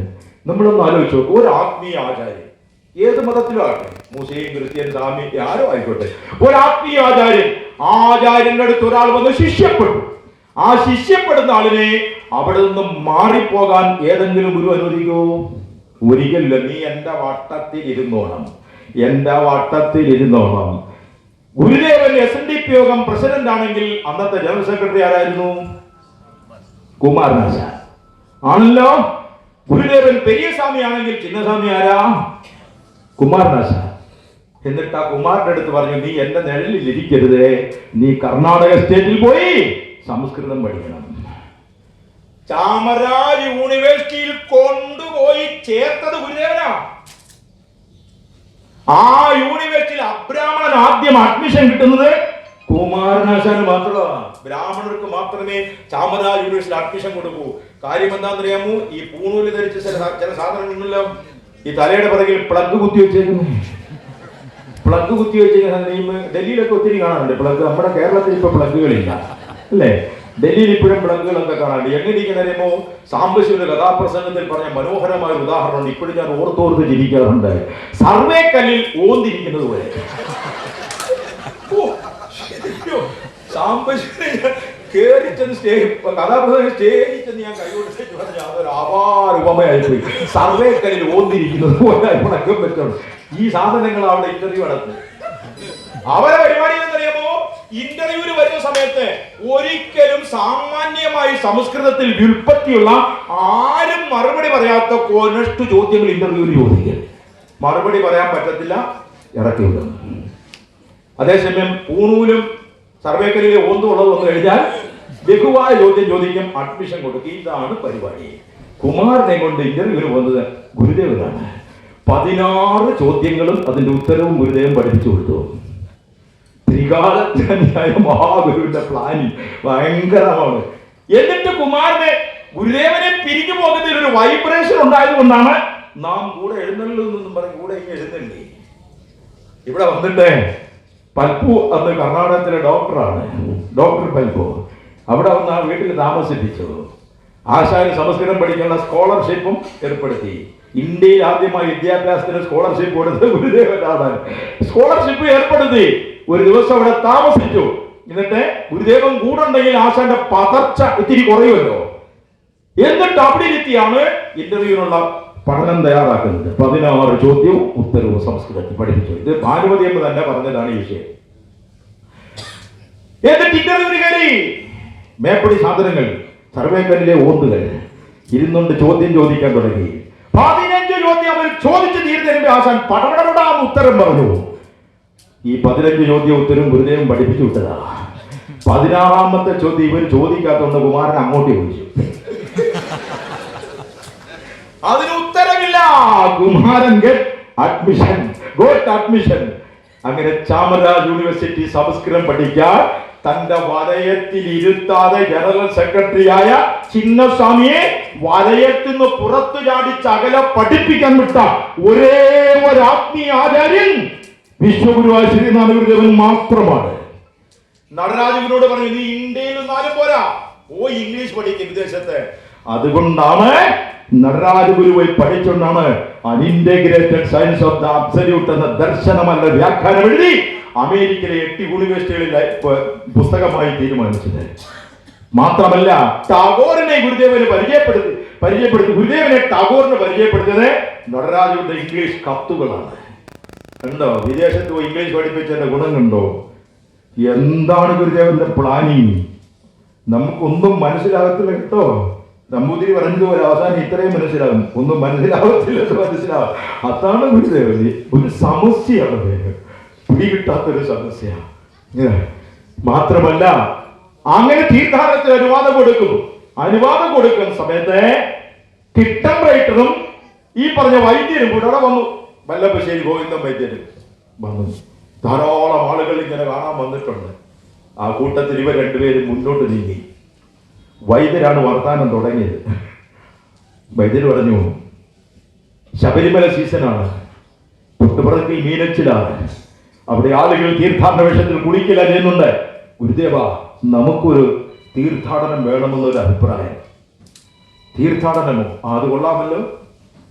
ഞങ്ങൾക്ക് പറയാൻ ഉള്ള കാര്യങ്ങളിൽ ഞങ്ങളൊന്ന് എഴുതിക്കൊണ്ടു വന്നിട്ടുണ്ട്.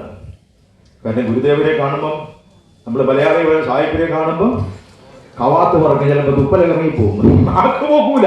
അതുകൊണ്ട് വൈദ്യനും കിട്ടം റൈറ്ററൂടെ കുറെ ദിവസം ഇരുന്ന് ആലോചിച്ച് വലിയൊരു ലേഖനം എഴുതിക്കൊണ്ട് വന്നിട്ടുണ്ട്. അപ്പൊ ഗുരുദേവൻ ഉടനെ വെച്ചു, കോടതിയിലെ രീതി അല്ലേ, വളരെ സരസ സംഭാഷണമായിരുന്നു. ആർക്കും ഒട്ടും ഭയപ്പെടാതെ പോയി വർത്താനം പറയാം. ആത്മീയാചാര്യന്മാരെ കാണണമെങ്കിൽ എത്രയോ പണി ദൂരെ നിന്ന് തൊഴുത് പേടിച്ച് അടുത്തോണ്ടൊക്കെ ചെല്ലല്ലേ. ഭാനുമതി അമ്മ പറയുമായിരുന്നു, ഏത് കൊച്ചു കുട്ടികൾക്ക് പോലും അടുത്തില്ലാമായിരുന്നു. ചെന്നാൽ പിന്നെ ആരും ഭയക്കത്തിൽ, ആരും സന്തോഷത്തോടെ അടുത്തിയാലും അവരെല്ലാം ആ രീതിയിൽ സ്വീകരിക്കുകയും ചെയ്യും. ബ്രഹ്മജ്ഞാനിയായ മഹാജ്ഞാനിയായ അവതാര പുരുഷരാന്നുള്ള ഒരു പെരുമാറ്റവുമില്ലാതെ വളരെ കുഞ്ഞുങ്ങളോട് പോലും ലളിതമായി പെരുമാറുന്ന ഒരു സ്വഭാവ വൈശേഷം അത് ഗുരുദേവന്റെ സവിശേഷതയായിരുന്നു. അപ്പം വൈദ്യരോട് ഉടനെ ഗുരുദേവൻ പറഞ്ഞു, കോടതിയിലൊക്കെ ഹർജി കൊടുക്കുന്നവരെ അതെ വായിക്കുന്നു പറഞ്ഞു. കിട്ടൻ റൈറ്റർ വായിക്കാൻ തുടങ്ങി. റൈറ്റർ എന്ന് വിളിക്കാൻ കാര്യം പീരിമേട്ടിലെ തേയില എസ്റ്റേറ്റ് 27 കൊല്ലം റൈറ്ററായിരുന്നു. അതുകൊണ്ടായി റൈറ്റർ എന്ന് വിളിക്കാൻ കാര്യം എഴുതുന്ന ജോലി, കണക്കെഴുതുന്ന ജോലിയായിരുന്നു. റൈറ്റർ വായിക്കാൻ തുടങ്ങി. ശിവഗിരി തീർത്ഥാടനം. ഗുരുദേവൻ അങ്ങ് ചിരിച്ചെന്നാണ്, ഇതേ പൊട്ടിച്ചിരിക്കാനല്ല, പുഞ്ചിരിച്ചു. ശിവഗിരി തീർത്ഥാടനം കൊള്ളാമല്ലോ, നല്ല പേരാണ്. തീർത്ഥാടനത്തിന് ശിവഗിരിയിൽ ആളുകൾ വരുമോ? തൊട്ടപ്പുറത്തെ വർക്കല കടപ്പുറത്തെ ജനാർദ്ദനം എന്ന തീർത്ഥാടന കേന്ദ്രം ഉള്ളത് കൊണ്ട്, ആളുകൾ ബലിയിടുന്ന ജനാർദ്ദനം ഉള്ളത് കൊണ്ട് ശിവഗിരിയുടെ തീർത്ഥാടനം വെച്ചാൽ ആളുകൾ വരുമോ? He so practical. ഗുരുദേവന്റെ വർത്തമാനം എല്ലാം വളരെ പ്രാക്ടിക്കലാണ്.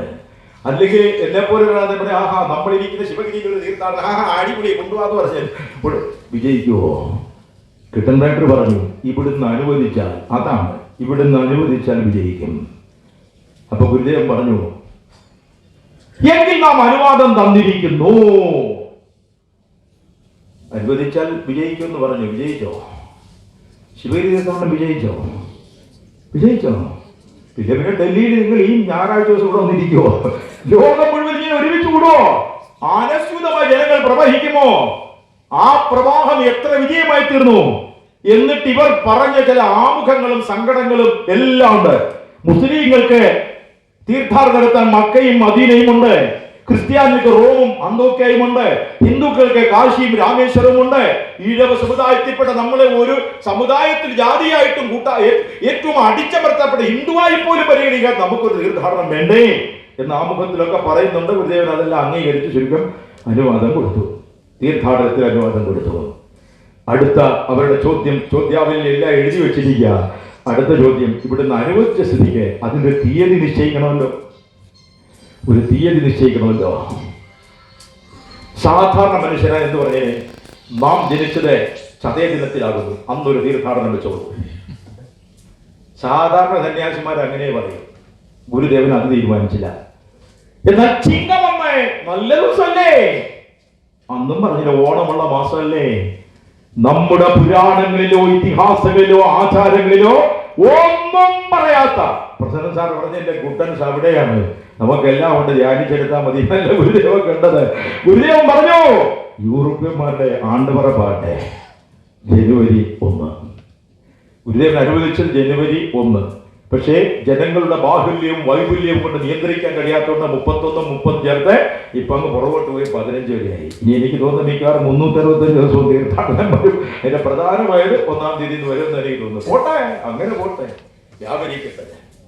അവ തീരുമാനിച്ചപ്പോൾ ഈ ജനുവരി 1 എന്ന് പറയുമ്പോൾ നമ്മൾ വിചാരിച്ചു യൂറോപ്യന്മാർക്ക് പ്രാധാന്യം കൊടുത്തതാണെന്ന്. അല്ലല്ലല്ല, ഭാരതീയ ദർശനങ്ങളുടെ അടിത്തറ അതിന്റെ ഉള്ളിലുണ്ട്. മലയാള മാസം ചിങ്ങം കന്നിതുല, യൂറോപ്യന്മാരെ ജനുവരി, ഫെബ്രുവരി, മാർച്ച്. സംസ്കൃതത്തിനൊരു വർഷമുണ്ട്, നമുക്കറിയാം, ശകവർഷം. ശകവർഷത്തിലെ മാർഗശീർഷം എന്ന് പറയുന്ന മാസമാണ് ഈ തണുപ്പിന്റെ കാലം. അപ്പോഴാ തീർത്ഥാടനം സ്വീകരിച്ചേ. എല്ലാരും ജനുവരി 1 കണ്ടുള്ളൂ. മാർഗശീർഷം എന്ന് പറയുന്നത് അതിന്റെ പ്രാധാന്യം അറിയണമെങ്കിൽ ഭഗവത്ഗീതയിലെ വിഭൂതി യോഗത്തിലെ 19 മുതൽ 42 വരെയുള്ള ശ്ലോകം പഠിക്കണം. എഴുതി വെച്ചോ. ഭഗവത്ഗീത വീട്ടിലുണ്ടോ? ഉണ്ടോ? ഉണ്ടോ? മുസ്ലിമിന്റെ പേരിൽ ചെന്ന് ഖുർആൻ ഉണ്ടോ എന്ന് ചോദിക്കണ്ട, എത്ര കോപ്പി ഉണ്ടെന്ന് ചോദിച്ചാൽ മതി. ക്രിസ്ത്യാനിയുടെ പേരിൽ ചെന്ന് ബൈബിൾ ഉണ്ടോ എന്ന് ചോദിക്കണ്ട, എത്ര കോപ്പിയുണ്ട്, എത്ര ഭാഷയിലുണ്ടെന്ന് ചോദിച്ചാൽ മതി. ഹിന്ദുവിന്റെ പേരിൽ ഭഗവത്ഗീത ഉണ്ടോ എന്ന് ചോദിക്കേണ്ട ഗതികേടിലാണ് നമ്മൾ ചെയ്യുന്നത്, അല്ലേ? കാണും, മിക്കവാറും എല്ലായിടത്തും കാണും കേട്ടോ. മനഃപൂർവ്വം നിങ്ങളെ പരിഹസിക്കാനല്ല. പിന്നെയോ ഇത്തരവസ്ഥയിൽ ഉള്ളിൽ വികാരങ്ങൾ ഉദ്വേലഭാവം ഉയർന്നൊരിക്കും. മധ്വജനങ്ങൾക്ക് മാർദ്ദവമില്ലെങ്കിൽ ഉദ്ദേശശുദ്ധിയാൽ മാപ്പ് നൽകി. ഭഗവത്ഗീതയുടെ ഒരു ശ്ലോകമെങ്കിലും വായിക്കാതെ ഒരു ദിവസവും ഡോക്ടർ M.M. ബഷീർ ഉറങ്ങാറില്ല. ഒരു ശ്ലോകമെങ്കിലും എന്നേ പറഞ്ഞുള്ളൂ. പണ്ടൊക്കെ ഗ്രന്ഥം കൊണ്ടുനടക്കുമായിരുന്നു, ചെറിയ പുസ്തകം കൊണ്ടുനടക്കുമായിരുന്നു. ഇപ്പൊ മൊബൈലിൽ ഡൗൺലോഡ് ചെയ്യാൻ കിട്ടും വ്യാഖ്യാന സഹിതം. അതാണ് കൊണ്ടുനടക്കുന്നത്. വെരി ഗുഡ്, കൈ. അതാണ് വേണ്ടത്. ഭഗവത്ഗീതയുടെ വിഭൂതി യോഗത്തിലെ 19 മുതൽ 42 വരെയുള്ള ശ്ലോകങ്ങളിൽ ഭഗവാൻ പറയുന്ന കുറെ കാര്യങ്ങളുണ്ട്. ഓരോ ശ്ലോകവും വളരെ ഗഹനമാണ്. അതുകൊണ്ട് ഞാൻ ശ്ലോകത്തിലേക്ക് ഒന്നും പോകുന്നില്ല, അർത്ഥം മാത്രം. ഒരു ശ്ലോകം ഞാൻ പാടിപ്പോയാൽ ഞാൻ വ്യാഖ്യാനിക്കാൻ നിൽക്കും, പിന്നെ ഇവിടെ ഒന്നും തീരത്തില്ല. അതുകൊണ്ട് ആശയം മാത്രം പറയാം. ഭഗവാൻ പറയുന്നുണ്ട്, വൃക്ഷങ്ങളിൽ നാം അശ്വത്ഥമാണ്. പേരാലെന്നർത്ഥം, ആരാണ് ഞാൻ. വാക്കുകളിൽ, അക്ഷരങ്ങളിൽ ഞാൻ അകാരമാണ്. ബ്രഹ്മർഷികളിൽ ഞാൻ നാരദനാണ്. ഇങ്ങനെ കുറെ ഉണ്ട്. ആ ശ്ലോകത്തിന്റെ ഇടയ്ക്ക് പറയുന്നൊരു വർത്തമാനമുണ്ട്, മാസങ്ങളിൽ ഞാൻ മാർഗശീർഷമാണ്. ഭഗവാന് ഞാൻ മാർഗശീർഷമെന്ന് ഉപമിച്ച മാസത്തിലാണ് തീർത്ഥാടനം കൊണ്ടുവച്ചിരിക്കുന്നതെന്ന് മനസ്സിലാക്കുന്നത്. മാത്രമല്ല, മലയാള മാസത്തിലെ ധനുമാസമാണ്. ശിവഗിരിയിലെ അരുവിപ്പുറത്ത് പ്രതിഷ്ഠിച്ചത് ആരെയാണ്? ആന്നല്ല പരമശിവനും ശ്രീപാർവതിയും ഏറ്റവും സന്തോഷിക്കുന്ന ധനുമാസത്തിലൊരു ദിവസമുണ്ട്. അതാണ് ഭഗവാൻ ഒരു കുറവനായി, ശ്രീപാർവതി കുറത്തിയായി, ഒരു ധനുമാസത്തിൽ തിരുവാതിര നാൾ തീർത്ഥാടനത്തിനിറങ്ങി, അവർ ദേശാടനത്തിനിറങ്ങി. ജനുവരി 1 എന്ന് പറഞ്ഞ ഉടൻ ഗുരുദേവൻ പറയുന്നു അത് ധനു 16 17 ആകാം. കലണ്ടർ മുഴുവൻ കാണാപ്പാടമാ. ഇത് വായിച്ചപ്പോഴാണ് ഞാൻ മനോരമ കലണ്ടർ നോക്കിയപ്പം 16ആണ്. ധനുമാസത്തിലാണ് ഗുരുദേവൻ തീർത്ഥാടനം സ്വീകരിച്ചിരിക്കുന്നത്. ഒപ്പം മാർഗശീർഷമാണ്. അല്ലാതെ യൂറോപ്യന്മാരെ 1-ാം തീയതി അങ്ങനെ അംഗീകരിച്ചതല്ല. അതിന്റെ പിന്നിൽ ഗുരുദേവന്റെ ഒരു ആത്മീയ ചൈതന്യം ഉണ്ടായിരിക്കും. മാത്രമല്ല, ഏറ്റവും തണുപ്പുള്ള മാസമാണ്. ഇപ്പൊ തന്നെ നമ്മളെല്ലാം സെറ്ററും ഇതൊക്കെ ഇട്ടിട്ടായിരിക്കും, ഇന്നറും ഔട്ടറും ഒക്കെ പിടിപ്പിച്ചിട്ട് നമ്മളിരിക്കുന്നത് അല്ലേ. നമുക്കിതെല്ലാം ഉണ്ടെങ്കിലേ പറ്റുന്നില്ല. ഞാനതെല്ലാം ഇട്ടുകൊണ്ടാണ് വന്നത്. ഓഡിറ്റോറിയത്തിൽ കയറുമ്പോൾ എനിക്കറിയാമായിരുന്നു ഇവിടെ തണുപ്പ് ഓഡിറ്റോറിയത്തിനുള്ളിൽ കാണൂല, കാരണം ഇത്രയും ജനങ്ങൾ ഒന്നിച്ചിരിക്കുന്നുണ്ട്. എല്ലാം അഴിച്ച് അവിടെ വെച്ചു, കാരണം ഇതെല്ലാം ഇട്ടാൽ പ്രസംഗിക്കാൻ ഒരു തടസ്സമാണ്. നൃത്തമാണെങ്കിൽ അതിൻ്റെതായ സ്വാതന്ത്ര്യം തന്നെ. അതുകൊണ്ടെല്ലാം ഞാൻ അഴിച്ചവിടെ വെച്ചിട്ടുണ്ട്. ഇതെല്ലാം വേണ്ടുന്ന എല്ലാ സജ്ജീകരണങ്ങളും ഒരുക്കി തന്ന എടുത്തു പറയാതിരിക്കാൻ പറ്റത്തില്ല. ഞാൻ ഒരുപാട് വിദേശ രാജ്യങ്ങളിൽ 989 മുതൽ പോകുന്നു, വിദേശ രാജ്യങ്ങളിൽ പോകുന്നു, ഇന്ത്യയിലെ വിവിധ സംസ്ഥാനങ്ങളിൽ പോകുന്നു. അങ്ങനെ എപ്പോഴും ഇങ്ങനെ യാത്രയാണ്. പെൻഷനായി കഴിഞ്ഞപ്പോൾ പിന്നെ വലിയ എളുപ്പമായി, ജില്ലാ മെഡിക്കൽ ഓഫീസറായിട്ട് പെൻഷനായി. പിന്നെ എൻ്റെ പണി ചെയ്താണ്, മക്കൾ ഡോക്ടർമാരായിട്ട് എല്ലാം അവരെ ഏൽപ്പിച്ചു. ഈ യാത്രയാണ്. അങ്ങനെ പലയിടത്തും ആതിഥ്യം സ്വീകരിച്ച് താമസിക്കാറുണ്ട്. പലരും അതിഥികളെ സ്വീകരിക്കാറുണ്ട്. പോകുന്നിടത്തെല്ലാം നല്ല സ്വീകരണം, ഉയർന്ന മുന്തിയ ഹോട്ടൽ, വീടുകൾ, സൗകര്യങ്ങൾ എല്ലാം.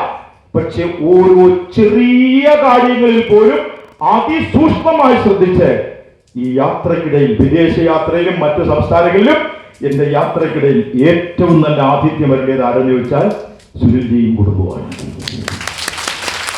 ചെറിയ കാര്യം പോലെ ശ്രദ്ധിക്കും, ചെറിയ കാര്യം പോലെ. അതാണ് ഞാൻ വരുന്നതിന് മുമ്പ് എനിക്ക് ഇന്നർ വാങ്ങിച്ചു വെച്ചിരിക്കുക, കയ്യറ വാങ്ങിച്ചു വെച്ചിരിക്കുക. എല്ലാം കഴിഞ്ഞിട്ട് ഇതുവരെ ചെയ്യാത്തൊരു കാര്യം, മൊബൈലിൽ നിന്ന് രാത്രി സുനിൽജി കുത്തിയിരുന്നിട്ട് ഇത് ഡിജി യാത്ര ഡൗൺലോഡ് ചെയ്തിരുന്നു. ഇനിയിപ്പോൾ എയർപോർട്ടിൽ ചെന്ന് കഴിഞ്ഞാൽ കണ്ടിങ്ങനെ നോക്കിയാൽ ചങ്ങ് കയറിപ്പോ. ഇത് ഞാൻ ലോകത്ത് എവിടെ പോയാലും ഞാൻ മറക്കുമോ? ഡിജി യാത്ര കയ്യിലുള്ളപ്പോൾ സുനിൽജിയും കുടുംബത്തിനെ ഒരിക്കലും മറക്കത്തില്ല. അങ്ങനെ എല്ലാ സൂക്ഷ്മാംശങ്ങളും അദ്ദേഹം ശ്രദ്ധിക്കുന്നത് ചെറിയ കാര്യമല്ല, ഒരുപാടുണ്ട്. എടുത്ത് ഞാൻ പറയുന്നില്ല. ചെറിയൊരു കാര്യത്തിൽ പോലും വളരെ ശ്രദ്ധയോടെ ഇത്ര കൃത്യമായി പരിപാലിച്ചവരുടെയും എനിക്ക് കിട്ടിയിട്ടില്ല. ഒരുപാട് സന്തോഷം. അതുകൊണ്ട് അതെല്ലാം ഞാൻ അഴിച്ചു വെച്ച സംസാരിക്കാൻ വേണ്ടി. അപ്പൊ ചോദിക്കുന്നു, സീസൺ തീരുമാനിക്കുന്ന ഏറ്റവും തണുപ്പുള്ള സമയം എന്തിനാ തിരഞ്ഞെടുത്തത്? മാത്രമല്ല ധനുമാസമാകുമ്പോൾ കേരളമാണ്, കേരളത്തിലാണ് തീർത്ഥാടനം. അന്യദേശത്തു നിന്നെല്ലാം തീർത്ഥാടകർ വരും, പക്ഷെ കേരളമാണ് മെയിൻ. കർഷകർ വിശ്രമിക്കുന്ന മാസമാണ് ധനു, മകരം മാസങ്ങൾ. കുംഭമാസത്തിൽ മഴ പെയ്യും, അപ്പൊ കപ്പയിടാൻ പോകും. കുംഭത്തിൽ മഴ പെയ്താൽ കുപ്പയിലും വിളവെടുക്കാം. അപ്പൊ കുംഭമാസത്തിൽ കൃഷി ചെയ്യാൻ പോകും. വൃശ്ചിക മാസത്തിൽ ഇതെല്ലാം കിളച്ചെടുക്കണം. ചേനയും കാച്ചിലും ചേമ്പും എല്ലാം കിളച്ചെടുക്കുന്ന മാസം വൃശ്ചികം. ധനു മകര മാസം കർഷകർക്ക് വിശ്രമമുള്ള മാസം. കൃഷിത്തൊഴിൽ കൊണ്ട് ജീവിച്ചു പോകുന്ന ജനങ്ങൾ, കൃഷിയെപ്പറ്റി പ്രോത്സാഹിപ്പിച്ച ഗുരുദേവൻ, അതുകൊണ്ട് കർഷകർക്ക് വിശ്രമമുള്ള മാസം കൂടെയാണ് തെരഞ്ഞെടുത്തത്. ഇനിയും ഈ ജനുവരി 1 കഥ പറഞ്ഞുകൊണ്ടിരുന്നത് എന്റെ ചോറൂണ് നടക്കത്തില്ല. അത് അവിടെ ക്ലോസ് ചെയ്തു. അടുത്ത അധ്യായത്തിലേക്ക് പോകാം. ഡേറ്റ് തീരുമാനിച്ചപ്പോ ചതയ ദിനം കൊടുത്തില്ല, പിൽക്കാലം സമാധിയാകുന്ന കന്യഞ്ചി കൊടുത്തില്ല, ചിങ്ങം 1 കൊടുത്തില്ല, ധനുമാസം കൊടുത്തു. മാർഗശീർഷവും ധനുമാസവും ചെന്ന് തണുപ്പിന്റെ സമയത്താണ് ഏറ്റവും കൂടുതൽ ആധ്യാത്മിക ചിന്ത വരുന്നതെന്നാണ്. അതുകൊണ്ടാണ് തണുപ്പിന്റെ കേദാരമാണ് ഹിമാലയം. അവിടെയാണ് സകല സന്യാസിമാരും ധ്യാനിച്ചതും ത്രികാലജ്ഞാനികൾ പലതും പറഞ്ഞു തന്നതും. ഒരുപാട് തണുപ്പുള്ള ഹിമാലയത്തിൽ നിന്നാണ്. തണുപ്പ് കൂടുമ്പോൾ ആത്മീയത കൂടുന്നു. നമ്മുടെ പള്ളിപ്പെരുന്നാളുകളായാലും ഉത്സവങ്ങളായാലും തീർത്ഥാടകരെല്ലാം മഞ്ഞിന്റെ സമയത്ത് തുടങ്ങുന്നത് അല്ലേ? ഹിമാലയത്തിന്റെ വർണ്ണന തുടങ്ങുമ്പോൾ തന്നെ കവി തുടങ്ങിയത് ഹിമകര മഹസ പിണ്ടം പോലെ. ഹിമകര മഹസ അല്ലേ? ഹിമകരമഹസാം പിണ്ടം പോലെ, കർപ്പൂരത്തിൻ കൂട്ടം പോലെ, പുരഹരശോഭ നിലയം പോലെ, വിസതന്തൂനാം ജാലം പോലെ, മുക്താവരതി വെത്തും പോലെ, കലശാംബുദിതൻ കഠിനത പോലെ, പ്രളയഹുദാസന ഹിമാലയത്തെ വർണ്ണിക്കുക. പ്രളയഹുദാസന ഭസ്മം പോലെ, ഗംഗാസലിലം പൊങ്ങും പോലെ, വെളുവിള വിലസിന കാന്തി പരമ്പര കൊണ്ട് ജഗത്രയത്തെ വെളുപ്പിലൊളിപ്പിച്ചുന്നതിടങ്ങിന് ശൃംഗതരങ്ങളിൽ എങ്ങുമിരുന്നുടൻ ഇന്ദ്രിയതുഴകാൻ നിഭൃതമടക്കി പെരിയ സമാധി ഉറച്ച സമസ്തുതി ചേർത്ത കേവലം അദ്വയം ആനന്ദമയം ബ്രഹ്മസനാതനം ആത്മിനി മേന്മേൽ ആമ്രേടിച്ചു സുഖിച്ചു വസിക്കും മുനിജന നിവഹം കുഹജന ഭാഗേ. ആ മുനിജന നിവഹം ഇരിക്കുന്നത് മഞ്ഞുറഞ്ഞ സ്ഥലത്താണ്. ആധ്യാത്മികയുടെ പ്രാവരം ഏറ്റവും കൂടുതൽ പ്രഭാപൂരം ചൊരിയുന്ന മഞ്ഞുകാലത്ത് തീർത്ഥാടനം ഗുരുദേവൻ തീരുമാനിച്ചു. മഴ ഉണ്ടാകുമെന്ന് പേടിക്കണ്ട, വെയിലടിച്ച് സൂര്യാഘാതം എഴുതുമെന്ന് പേടിക്കണ്ട. സമയം തീരുമാനിച്ചു. അടുത്ത ചോദ്യം വരുന്നു, വ്രതങ്ങൾ വേണോ തീർത്ഥാടനത്തിന്? എത്ര ദിവസം വേണം? എഴുതി വെച്ചത് കിട്ടം വായിച്ച് മറന്നു പോകാതെ. കാരണം ആ പ്രഭാവത്തിന് മുമ്പിൽ എഴുതി വെച്ചില്ല എന്ന് നേരത്തെ പറഞ്ഞ പോലെ തുപ്പല് ഒഴുങ്ങി പോകുക. അതുകൊണ്ട് എത്ര ദിവസത്തെ വ്രതം വേണം? അതെ, 10 ദിവസം. ആ വ്രതം വേണോ എന്ന് ഗുരുദേവൻ ചോദിച്ചാൽ പറഞ്ഞു വ്രതം നല്ലതാണ്. എത്ര ദിവസം വേണം? ശരിക്കും ഗുരുദേവൻ പറയേണ്ടിയിരുന്നത് എന്താ? മുസ്ലിങ്ങളുടെ വ്രതം 1 മാസമാണ്, 30 ദിവസം ഇല്ല 29 ദിവസം ചന്ദ്രൻ കാണുന്നതനുസരിച്ച്. 30 ദിവസം മുസ്ലിം ഇടവക. മണ്ഡലകാലം 41 ദിവസം. ക്രിസ്തീയ സഹോദരന്റെ വലിയ നോമ്പ് 51 ദിവസം. 30, 41, 51. അപ്പോൾ എന്നോട് ഒരാൾ ചോദിക്കുകയാണ്, എത്ര ദിവസത്തെ വ്രതമാണെന്ന് വെച്ചാൽ 51 ഇച്ചിരി കൂടിയിരിക്കണ്ടേ? ഞാൻ പറയും ഒരു 61 ദിവസം ഇരിക്കട്ടെ. ഗുരുദേവൻ പറഞ്ഞു 10 ദിവസം മതി. അതിൽ കൂടുതൽ ഏൽപ്പിച്ചാൽ ഈ സമുദായത്തിന് പ്രയാസമാണ്. നമ്മളെ ശരിക്കും ഗുരുദേവൻ അറിയാമായിരുന്നു. നമ്മുടെ സ്വഭാവം ഗുരുദേവന് നന്നായിട്ട് അറിയാമായിരുന്നു. 10 ദിവസം തന്നെ പാടാന്നുള്ളത് ഗുരുദേവൻ അറിയാം. അതുകൊണ്ട് ഗുരുദേവൻ പറഞ്ഞു 10 ദിവസം മതി. എടുത്തു പറഞ്ഞു നമ്മുടെ സമുദായത്തിന് അതിൽ കൂടുതൽ പറഞ്ഞാൽ പ്രയാസമാകും, കാരണം അനുഷ്ഠിക്കത്തില്ല. ഗുരുദേവന് നല്ല നിശ്ചയം ഉണ്ടായിരുന്നു. അതുകൊണ്ട് പറഞ്ഞു 10 ദിവസം മതി. ആ 10 ദിവസം തീരുമാനിച്ചപ്പോഴാണ് ആ വ്രതത്തിൽ എന്തെല്ലാം കാര്യങ്ങൾ ശ്രദ്ധിക്കണം. ഗുരുദേവൻ പറഞ്ഞു ദീക്ഷ വേണ്ട, താടി മുടിയൊന്നും വളർത്തണ്ട. പിന്നെ ഈ 10 ദിവസം വേണ്ടത് പഞ്ചശുദ്ധിയാണ്. ശരീരശുദ്ധി, ആഹാരശുദ്ധി, പിന്നെ വാക്ശുദ്ധി, കർമ്മശുദ്ധി, മനഃശുദ്ധി. ഈ ശുദ്ധിയെ പറ്റി സംസാരിക്കണമെങ്കിൽ ഈ ഒരു തീർത്ഥാടനത്തിന് ഡൽഹിയിൽ വീണ്ടും വരേണ്ടി വരും. അക്ഷരം വിടുന്നില്ല, തൊട്ടുപോയെങ്കിൽ പിന്നെ പറഞ്ഞു തീർക്കാൻ പറ്റുന്നില്ല. വാക്ശുദ്ധി എത്ര വളരെ കൃത്യമാണത്. അത് ശ്രദ്ധിക്കാത്തതുകൊണ്ടാണ് ഈ അപകടങ്ങൾ മുഴുവൻ ഉണ്ടായിക്കൊണ്ടിരിക്കുന്നത്. പോട്ടെ, അതങ്ങനെ വിട്ടിരിക്കുന്നു. പഞ്ചശുദ്ധി പ്രഖ്യാപിച്ചു.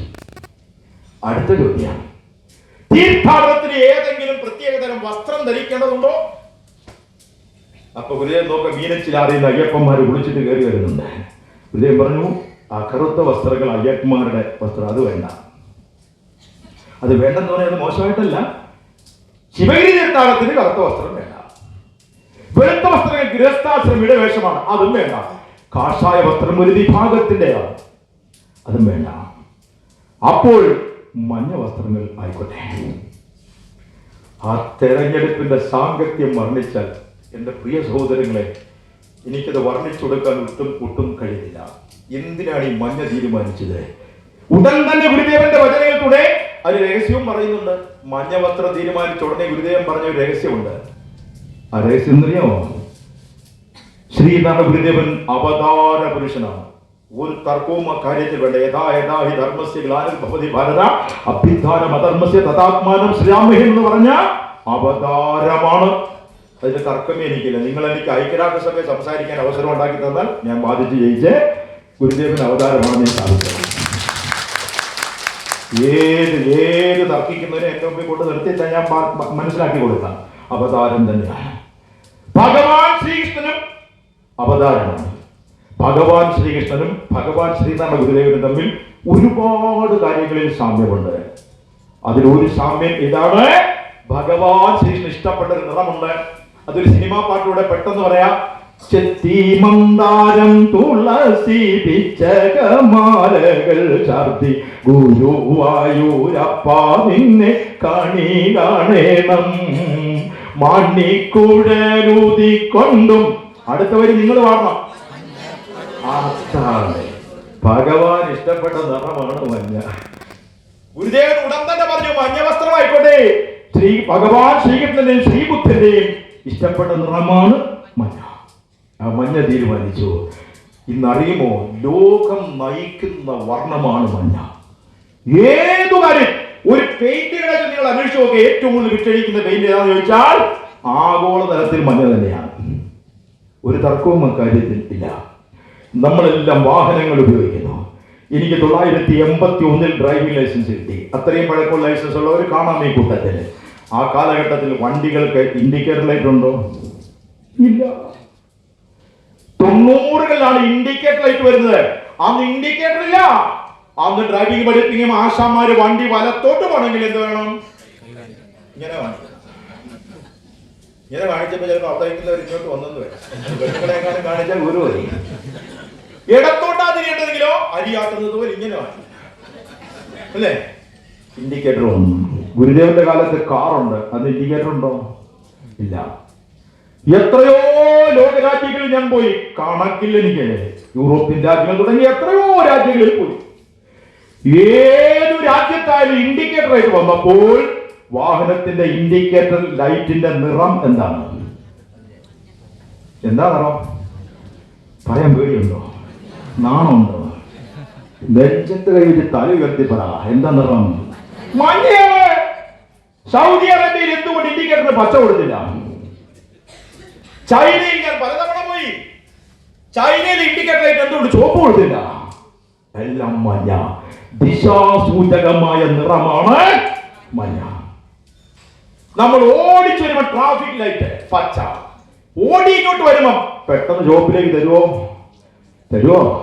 ലോകത്തെവിടെയായാലും ട്രാഫിക് ലൈറ്റിലൊക്കെ ഗുരുദേവൻ സമാധിയായി കഴിഞ്ഞ എത്ര കാലം കഴിഞ്ഞാ വന്നത്? ലോകത്തെവിടെ ട്രാഫിക് ലൈറ്റ് ഉണ്ടെങ്കിലും നിന്റെ വേഗത കുറയ്ക്കൂ, സൂക്ഷിക്കൂ എന്ന് കാണിക്കാൻ കൊടുത്തിരിക്കുന്ന നിറം മഞ്ഞയാണ്. ബ്രേക്ക് ചെയ്ത് നിർത്തിയിരിക്കുക. രണ്ടാമത് റീസ്റ്റാർട്ട് ചെയ്യാൻ ചോപ്പിന്ന് പച്ചേ പോവോ? ഇല്ല. അടങ്ങി നിൽക്കുന്ന, ചലിക്കാൻ നിൽക്കുന്ന വാഹനങ്ങളെ ചലിപ്പിക്കുന്ന ചാലക ശക്തിയാണ് മഞ്ഞ നിറം. ഹൈറേഞ്ചിൽ പ്രഭാഷണത്തിന് പോകും, ഇടുക്കി വയനാട് ജില്ലയില്. അങ്ങോട്ട് കയറി പോകുമ്പം പകല് പോകുന്ന സമയത്ത് ഹെഡ്ലൈറ്റ് ഇട്ട് പോകും. തിരിച്ചു വരുമ്പം മൂടൽ മഞ്ഞ്. ഹെഡ്ലൈറ്റ് ഇട്ടാ കാണും.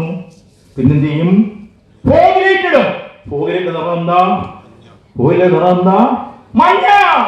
ഇരുട്ടിനെ കീറി മുറിക്കുന്ന വജ്രപ്രകാശമുള്ള നിറമാണ് മഞ്ഞ. ഗുരുദേവൻ തെരഞ്ഞെടുത്ത മഞ്ഞ. ലോകത്തെ എത്ര എയർപോർട്ടിൽ ഞാൻ പോയി ഇറങ്ങിയെന്ന് എനിക്ക് അറിയാൻ വയ്യ. എത്ര എയർപോർട്ടിൽ നമ്മളെല്ലാം ഫ്ലൈറ്റിൽ ഇറങ്ങി. ആദ്യമൊക്കെ നിങ്ങൾ ഡൽഹി വന്നപ്പോൾ കരിവണ്ടിക്കകത്ത് ഊഹിയും പിടിച്ചും വണ്ടിയിൽ ഇവിടെ ഇറങ്ങിക്കഴിഞ്ഞാൽ പിന്നെ കുറെ നേരത്തെ നിങ്ങളെ കണ്ടാൽ ഡ്രാക്കുളയുടെ രൂപമായിരിക്കും. കുടിച്ചെങ്കിലേ മനുഷ്യരൂപമാകും.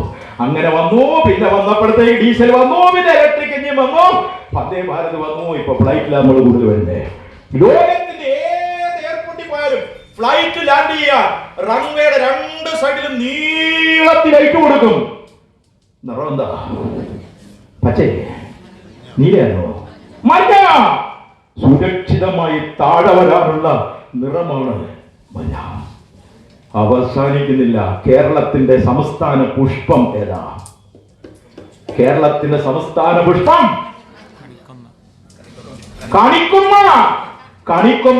കണിക്കൊന്ന സംസ്ഥാന പുഷ്പമായി തീരുമാനിച്ചത് SNDP-കാരാണോ? അല്ല. കണിക്കൊന്ന പൂവിന്റെ നിറം എന്താ? മഞ്ഞ. സംസ്ഥാനത്തിന്റെ സംസ്ഥാന ഫലം ഏതാണ്? 2017 തീരുമാനിച്ചു. കേരള സംസ്ഥാനത്ത് ഒരു പഴമുണ്ട്. ഏതാ? ചക്ക. ചക്കപ്പഴത്തിന് നിറം എന്താ? SNDP-കാരാണ് തീരുമാനിച്ചത്. ഗുരുദേവൻ ഏറ്റവും ഇഷ്ടപ്പെട്ട വൃക്ഷം ഏതാ? സമാധിയുടെ തൊട്ടുമുമ്പിരിക്കുന്ന വൃക്ഷം പ്ലാവ്. ആ പ്ലാവിന്റെ ചക്ക അത് കഴിഞ്ഞാൽ ഗുരുദേവൻ ഇഷ്ടപ്പെട്ട വൃക്ഷം ഏതാ? അതിന്റെ ചുവട്ടിലിരുന്നാണ് നാഗമ്പടത്ത് തീർത്ഥാടനം വെച്ച മാവ്. ആ ചക്കരമാരോട് ഞാൻ ഗാന്ധി സംസാരിച്ചേ. മാമ്പഴത്തിന് നിറം എന്താ നിറം? മഞ്ഞ. കണ്ടോ? വൈറ്റമിൻ മിനറൽ സകലം നിറഞ്ഞ പഴങ്ങളുടെ നിറം മഞ്ഞയാണ്. ഉണ്ടോ? അതിന്റെ പ്രാധാന്യം ഇനിയും പറഞ്ഞു എനിക്ക് അവസാനിപ്പിക്കാൻ പറ്റില്ല. പബ്ലിക് സെക്ടർ ആണ്, സ്വകാര്യമല്ല, പൊതുമുതലാണെന്ന് സൂചിപ്പിക്കണമെങ്കിൽ മഞ്ഞ വേണം. അതാണ് പബ്ലിക് സെക്ടർ ഉപയോഗിക്കുന്ന എല്ലാ വാഹനങ്ങൾ, ടാക്സി, കാറുകൾ, ടിപ്പർ ലോറികൾ, ഇതിന്റെ എല്ലാം നമ്പർ പ്ലേറ്റ് മഞ്ഞ. മഞ്ഞ സ്വകാര്യമല്ല, പൊതുജനങ്ങൾക്കുള്ളതാണ്. മാർജിൻ ഫ്രീ മാർക്കറ്റ് ഉണ്ടോ? മഞ്ഞ അടിച്ചോണം. STD ബൂത്തിന്റെ പെട്ടി ഉണ്ടോ? മഞ്ഞ അടിച്ചോണം. കണ്ടോ? എല്ലാം കഴിഞ്ഞ് അയോധ്യയിൽ ശ്രീരാമക്ഷേത്രം പ്രധാനമന്ത്രി സമർപ്പിച്ചപ്പോ വീഡിയോയിൽ ആകെ നമ്മൾ കണ്ടു. പൂജാരികൾക്കെല്ലാം കാവ്യവേഷമായിരുന്നു. ക്ഷേത്രം ചോരാൻ തുടങ്ങി. പൂജാരികൾ വസ്ത്രത്തിന്റെ നിറം മാറ്റി. ഇപ്പോഴത്തെ നിറം എന്താ? അയോധ്യ ക്ഷേത്രത്തിലെ പൂജാരികളുടെ വസ്ത്രത്തിന് ഇപ്പോഴത്തെ നിറം എന്താ? മഞ്ഞ. ചോർച്ചയിൽ ഗുരുദേവൻ പറഞ്ഞു, ഏതായാലും നിങ്ങൾ മഞ്ഞയെ ബഹുമാനിച്ചുകൊണ്ട് ഞാൻ അടച്ചിരിക്കുന്നു. ഇവിടെ എത്ര പ്രതിഷ്ഠയുണ്ട്? ഈ താഴെ ഗുരുദേവ പ്രതിഷ്ഠ വെച്ചപ്പോഴാണ് ഇവിടെ ജനങ്ങൾ പ്രവഹിക്കാൻ തുടങ്ങുന്ന ക്ഷേത്രം ഭാരവാഹികൾ പറയുന്നു. ഇത്രയും പ്രതിഷ്ഠകൾ ഇവിടെ ഉണ്ട്. ഏതെങ്കിലും പ്രതിഷ്ഠ ഇതുപോലെ ചെണ്ടകളും ഇതുപോലെ ആൾക്കൂട്ടം വന്നിട്ടുണ്ടോ? ഉണ്ടോ? ഈ ഏതെങ്കിലും പ്രതിഷ്ഠയ്ക്ക് വേണ്ടി ഡോക്ടർ MM ബഷീർ ഇവിടെ പ്രസംഗിക്കാൻ വന്നിട്ടുണ്ടോ? അതാണ് ഗുരുദേവൻ. ഗുരുദേവൻ അതാണ്. മഹാത്ഭുതമാണ്, മഹാത്ഭുതം. മഞ്ഞ തീരുമാനിച്ചതിന്റെ കഥകൾ ഇനിയും ധാരാളമുണ്ട്. മഴക്കാലം വരുന്നു, ഭയങ്കര മഴ, പ്രകൃതിക്ഷോഭം. ആദ്യം ഒരു അലർട്ട് തരും. എന്താ പേര്? യെല്ലോ അലർട്ട്, മഞ്ഞ ജാഗ്രത. കണ്ടോ, ജാഗ്രതയുടെ നിറമാണ് മഞ്ഞ. ഇവിടെ മഞ്ഞും തണുപ്പും കൂടുമ്പോ ഡൽഹിയിൽ ആദ്യം തരും യെല്ലോ അലർട്ട്, പിന്നെ ഓറഞ്ച് അലർട്ട്, പിന്നെ റെഡ് അലർട്ട്. അലർട്ടുകളുടെ നിറമാണ് മഞ്ഞ. ജാഗ്രത ഭാവിക്കാനുള്ള നിറമാണ് മഞ്ഞ. പറഞ്ഞാലൊടുങ്ങാത്ത മഞ്ഞയുടെ പ്രാധാന്യം ഇനിയും ധാരാളം. അതവിടെ നിൽക്കട്ടെ. ഇനിയുമുണ്ട്, ഒത്തിരി ഉണ്ട്. കണ്ണിന് കാഴ്ച തരുന്നത് ഒരു മെഡിക്കൽ പ്രാക്ടീസ് എന്ന നിലയിൽ പറയാം. കണ്ണിന് കാഴ്ച നമ്മൾ പറയാം റെറ്റിനയാണ്, കൃഷ്ണമണിയാണ് പ്യൂപ്പിൾ, അതിനകത്ത് റെറ്റിന. ആ റെറ്റിനയുടെ ഏറ്റവും പുറകിൽ ഒരു ചെറിയ സാധനം ഇരിപ്പുണ്ട്. കാഴ്ച അവിടെയാണ് കിട്ടുന്നത്.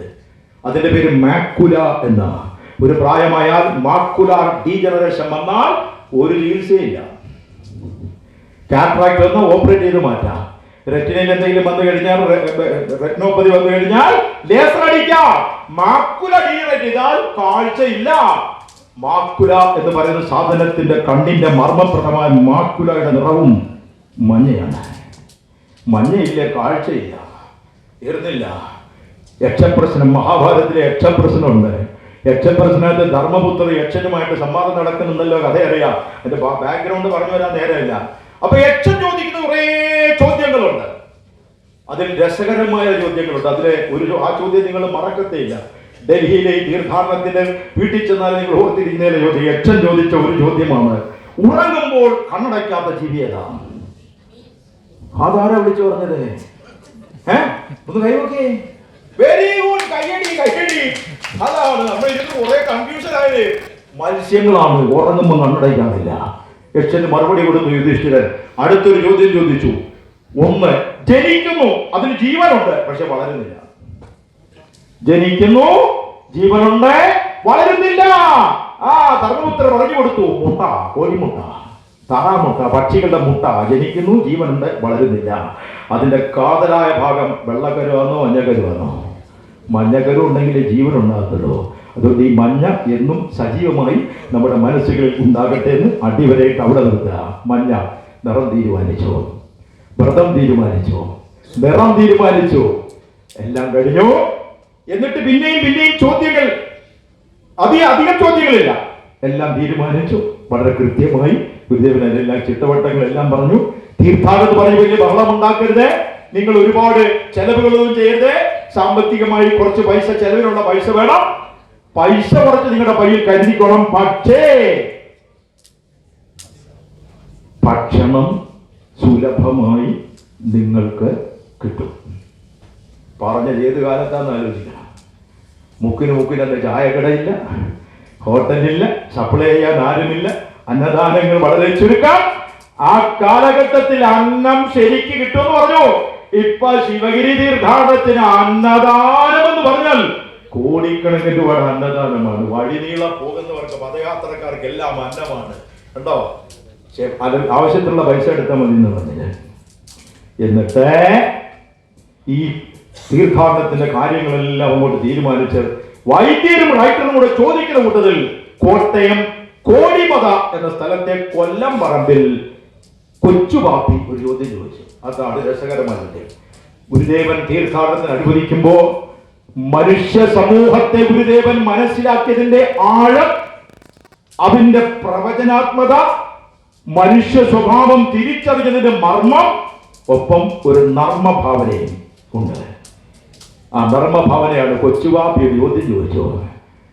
മറ്റു തീർത്ഥാടനത്തിൽ പോകുമ്പോൾ രുദ്രാക്ഷം ധരിക്കാറുണ്ടല്ലോ, ശിവഗിരി പോകുമ്പോൾ രുദ്രാക്ഷം ധരിക്കണോ? ഗുരുദേവന്റെ മറുപടി സ്പോണ്ടേനിയസ് ആണ്. രുദ്രാക്ഷം ധരിക്കണോ? പച്ചവെള്ളത്തിൽ അരച്ചു കുടിച്ചാൽ പല സോക്കേടും മാറും. അതിന്റെ സാരം എന്തെന്ന് പെട്ടെന്ന് മനസ്സിലാവില്ല.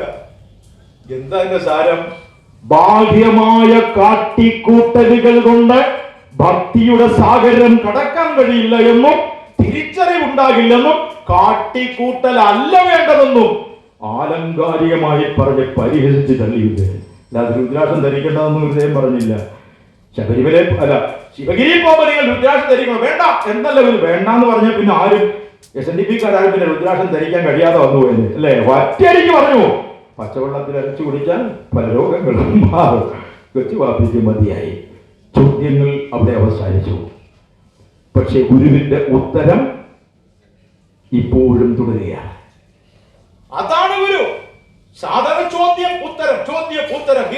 പരീക്ഷയ്ക്ക് എഴുതി വെച്ചു, പോയി ചോദ്യം ഉത്തരം തീർന്നു. ഗുരുവിന്റെ ഉത്തരങ്ങൾ അവസാനിക്കുന്നില്ല. ആനന്ദമായി ആനന്ദമായി അനന്തമായി ഉത്തരം നീളുകയാണ്. അതാണ് ഈ തീർത്ഥാടനത്തിന്റെ രഹസ്യം. ചോദ്യം അവസാനിച്ചപ്പോ ഗുരുദേവൻ തിരിച്ചു ഓടിച്ചു. ഇങ്ങനെ ഒരു തീർത്ഥാടനം നടത്തുമ്പോൾ അതിന് ലക്ഷ്യം എന്താണ്? ലക്ഷ്യം എന്താണ്? അതിന് ലക്ഷ്യം വേണ്ടേ? എന്തെങ്കിലും ഒരു ലക്ഷ്യം ഉണ്ടാകണമല്ലോ എന്ന് പറയും. അപ്പൊ ലക്ഷ്യം ഗുരുദേവൻ ചോദിച്ചു, എന്താണ് അതിന്റെ ലക്ഷ്യം? അപ്പൊ ലക്ഷ്യം എന്താണെന്ന് ഇവർക്ക് പറയാൻ കഴിയില്ല. അപ്പോഴാണ് 8 കാര്യങ്ങൾ ഗുരുദേവൻ പഠിപ്പിക്കുന്നത്. ആ 8 കാര്യങ്ങളാണ് ലക്ഷ്യങ്ങൾ, അല്ലേ? അതിനെക്കുറിച്ച് ഞാൻ വിശദീകരിക്കേണ്ട കാര്യമില്ല. വിദ്യാഭ്യാസം, ശുചിത്വം തുടങ്ങി 8 കാര്യങ്ങൾ പഠിപ്പിച്ചു. ഉത്തരങ്ങൾ അവസാനിക്കുന്നതേ ഇല്ല. അത്തരമൊരു തീർത്ഥാടനത്തിൽ ഇങ്ങനെ നമുക്ക് അല്പം ചിന്തിക്കാനുള്ള അവസരം ഉണ്ടാക്കി തന്ന മണി 1:45. ഞാൻ വിചാരിച്ച് 12:45. നിങ്ങൾ ആരെങ്കിലും ഒന്ന് എഴുന്നേറ്റ് പോലും ഞാൻ എപ്പോഴും നിർത്തിയില്ലേ. ഒരു മനുഷ്യൻ ഇരിക്കുന്നിടത്ത് അവിടെ തന്നെ ഇരുന്നു. 2 മണിക്കൂറായിട്ട് നിൽക്കുന്ന മനുഷ്യൻ അവിടെ തന്നെ നിന്നു. ഒരാളും ചലിക്കുന്നില്ല. ഒരേ രീതി സ്തബ്ധമായിരിക്കുന്ന ഈ സദസ്സാണ് എൻ്റെ ഏറ്റവും വലിയ ബലം. ഇത് ഗുരുദേവന്റെ വലിയ അനുഗ്രഹമാണ്. നിങ്ങൾ അനീഷിന്റെ ഗുരുപദൻ TV കാണുന്നവരാണ് എനിക്കറിയാം. ഒരുപാട് പേര് എന്ന് പറഞ്ഞു ഗുരുപദം ഞങ്ങൾ കാണാറുണ്ട്, ചാനൽ കാണാറുണ്ട്. അനീഷ് എൻ്റെ പരിപാടി പ്രസംഗം ഇങ്ങനെ പിടിക്കുന്ന കൂട്ടത്തിൽ അനീഷിന് ഒരു ചെറിയ ഒരു ഗുരുത്തക്കേടുണ്ട്. എന്തെന്നറിയാമോ? ക്യാമറ ഇങ്ങനെ ഓഡിയൻസിന് നേരെ ഇരിക്കും. ഓഡിയൻസിനെ ഇങ്ങനെ കാണിക്കും. അത് അനീഷിന്റെ ഒരു ചെറിയ ഒരു സ്വഭാവമാണത്. ഞാൻ പലപ്പോഴും പറയും, എന്തിനാ എടുത്ത് കാണിക്കുന്നത്? അന്നേരം അനീഷ് പറഞ്ഞൊരു മറുപടിയുണ്ട്. അങ്ങയുടെ പ്രഭാഷണം കേൾക്കാൻ ആര് വന്നാലും ഇതുപോലെ അനങ്ങാതിരിക്കണമെന്ന് കാണിക്കാൻ വേണ്ടിയാണ് ഞാൻ തീരെ കാണിക്കുന്നത്. അതുകൊണ്ട് ചലിക്കാതിരിക്കുന്ന ഈ സദസ്സ് വിശ്വഗുരു അടിയിൽ തന്ന വലിയ അനുഗ്രഹമാണ്. എത്ര നേരം പറഞ്ഞാലും, ഇനി ഞാൻ നീട്ടി പറഞ്ഞത് 2 മണി 2:30 മണി 3 മണി വരെ പറഞ്ഞാലും നിങ്ങൾ ഇതേ ഇരിപ്പിരിക്കുന്ന എനിക്കറിയാം. അത് അറിയാവുന്നത് കൊണ്ട് തന്നെ ഞാൻ മര്യാദ കാണിക്കണം, അല്ലേ?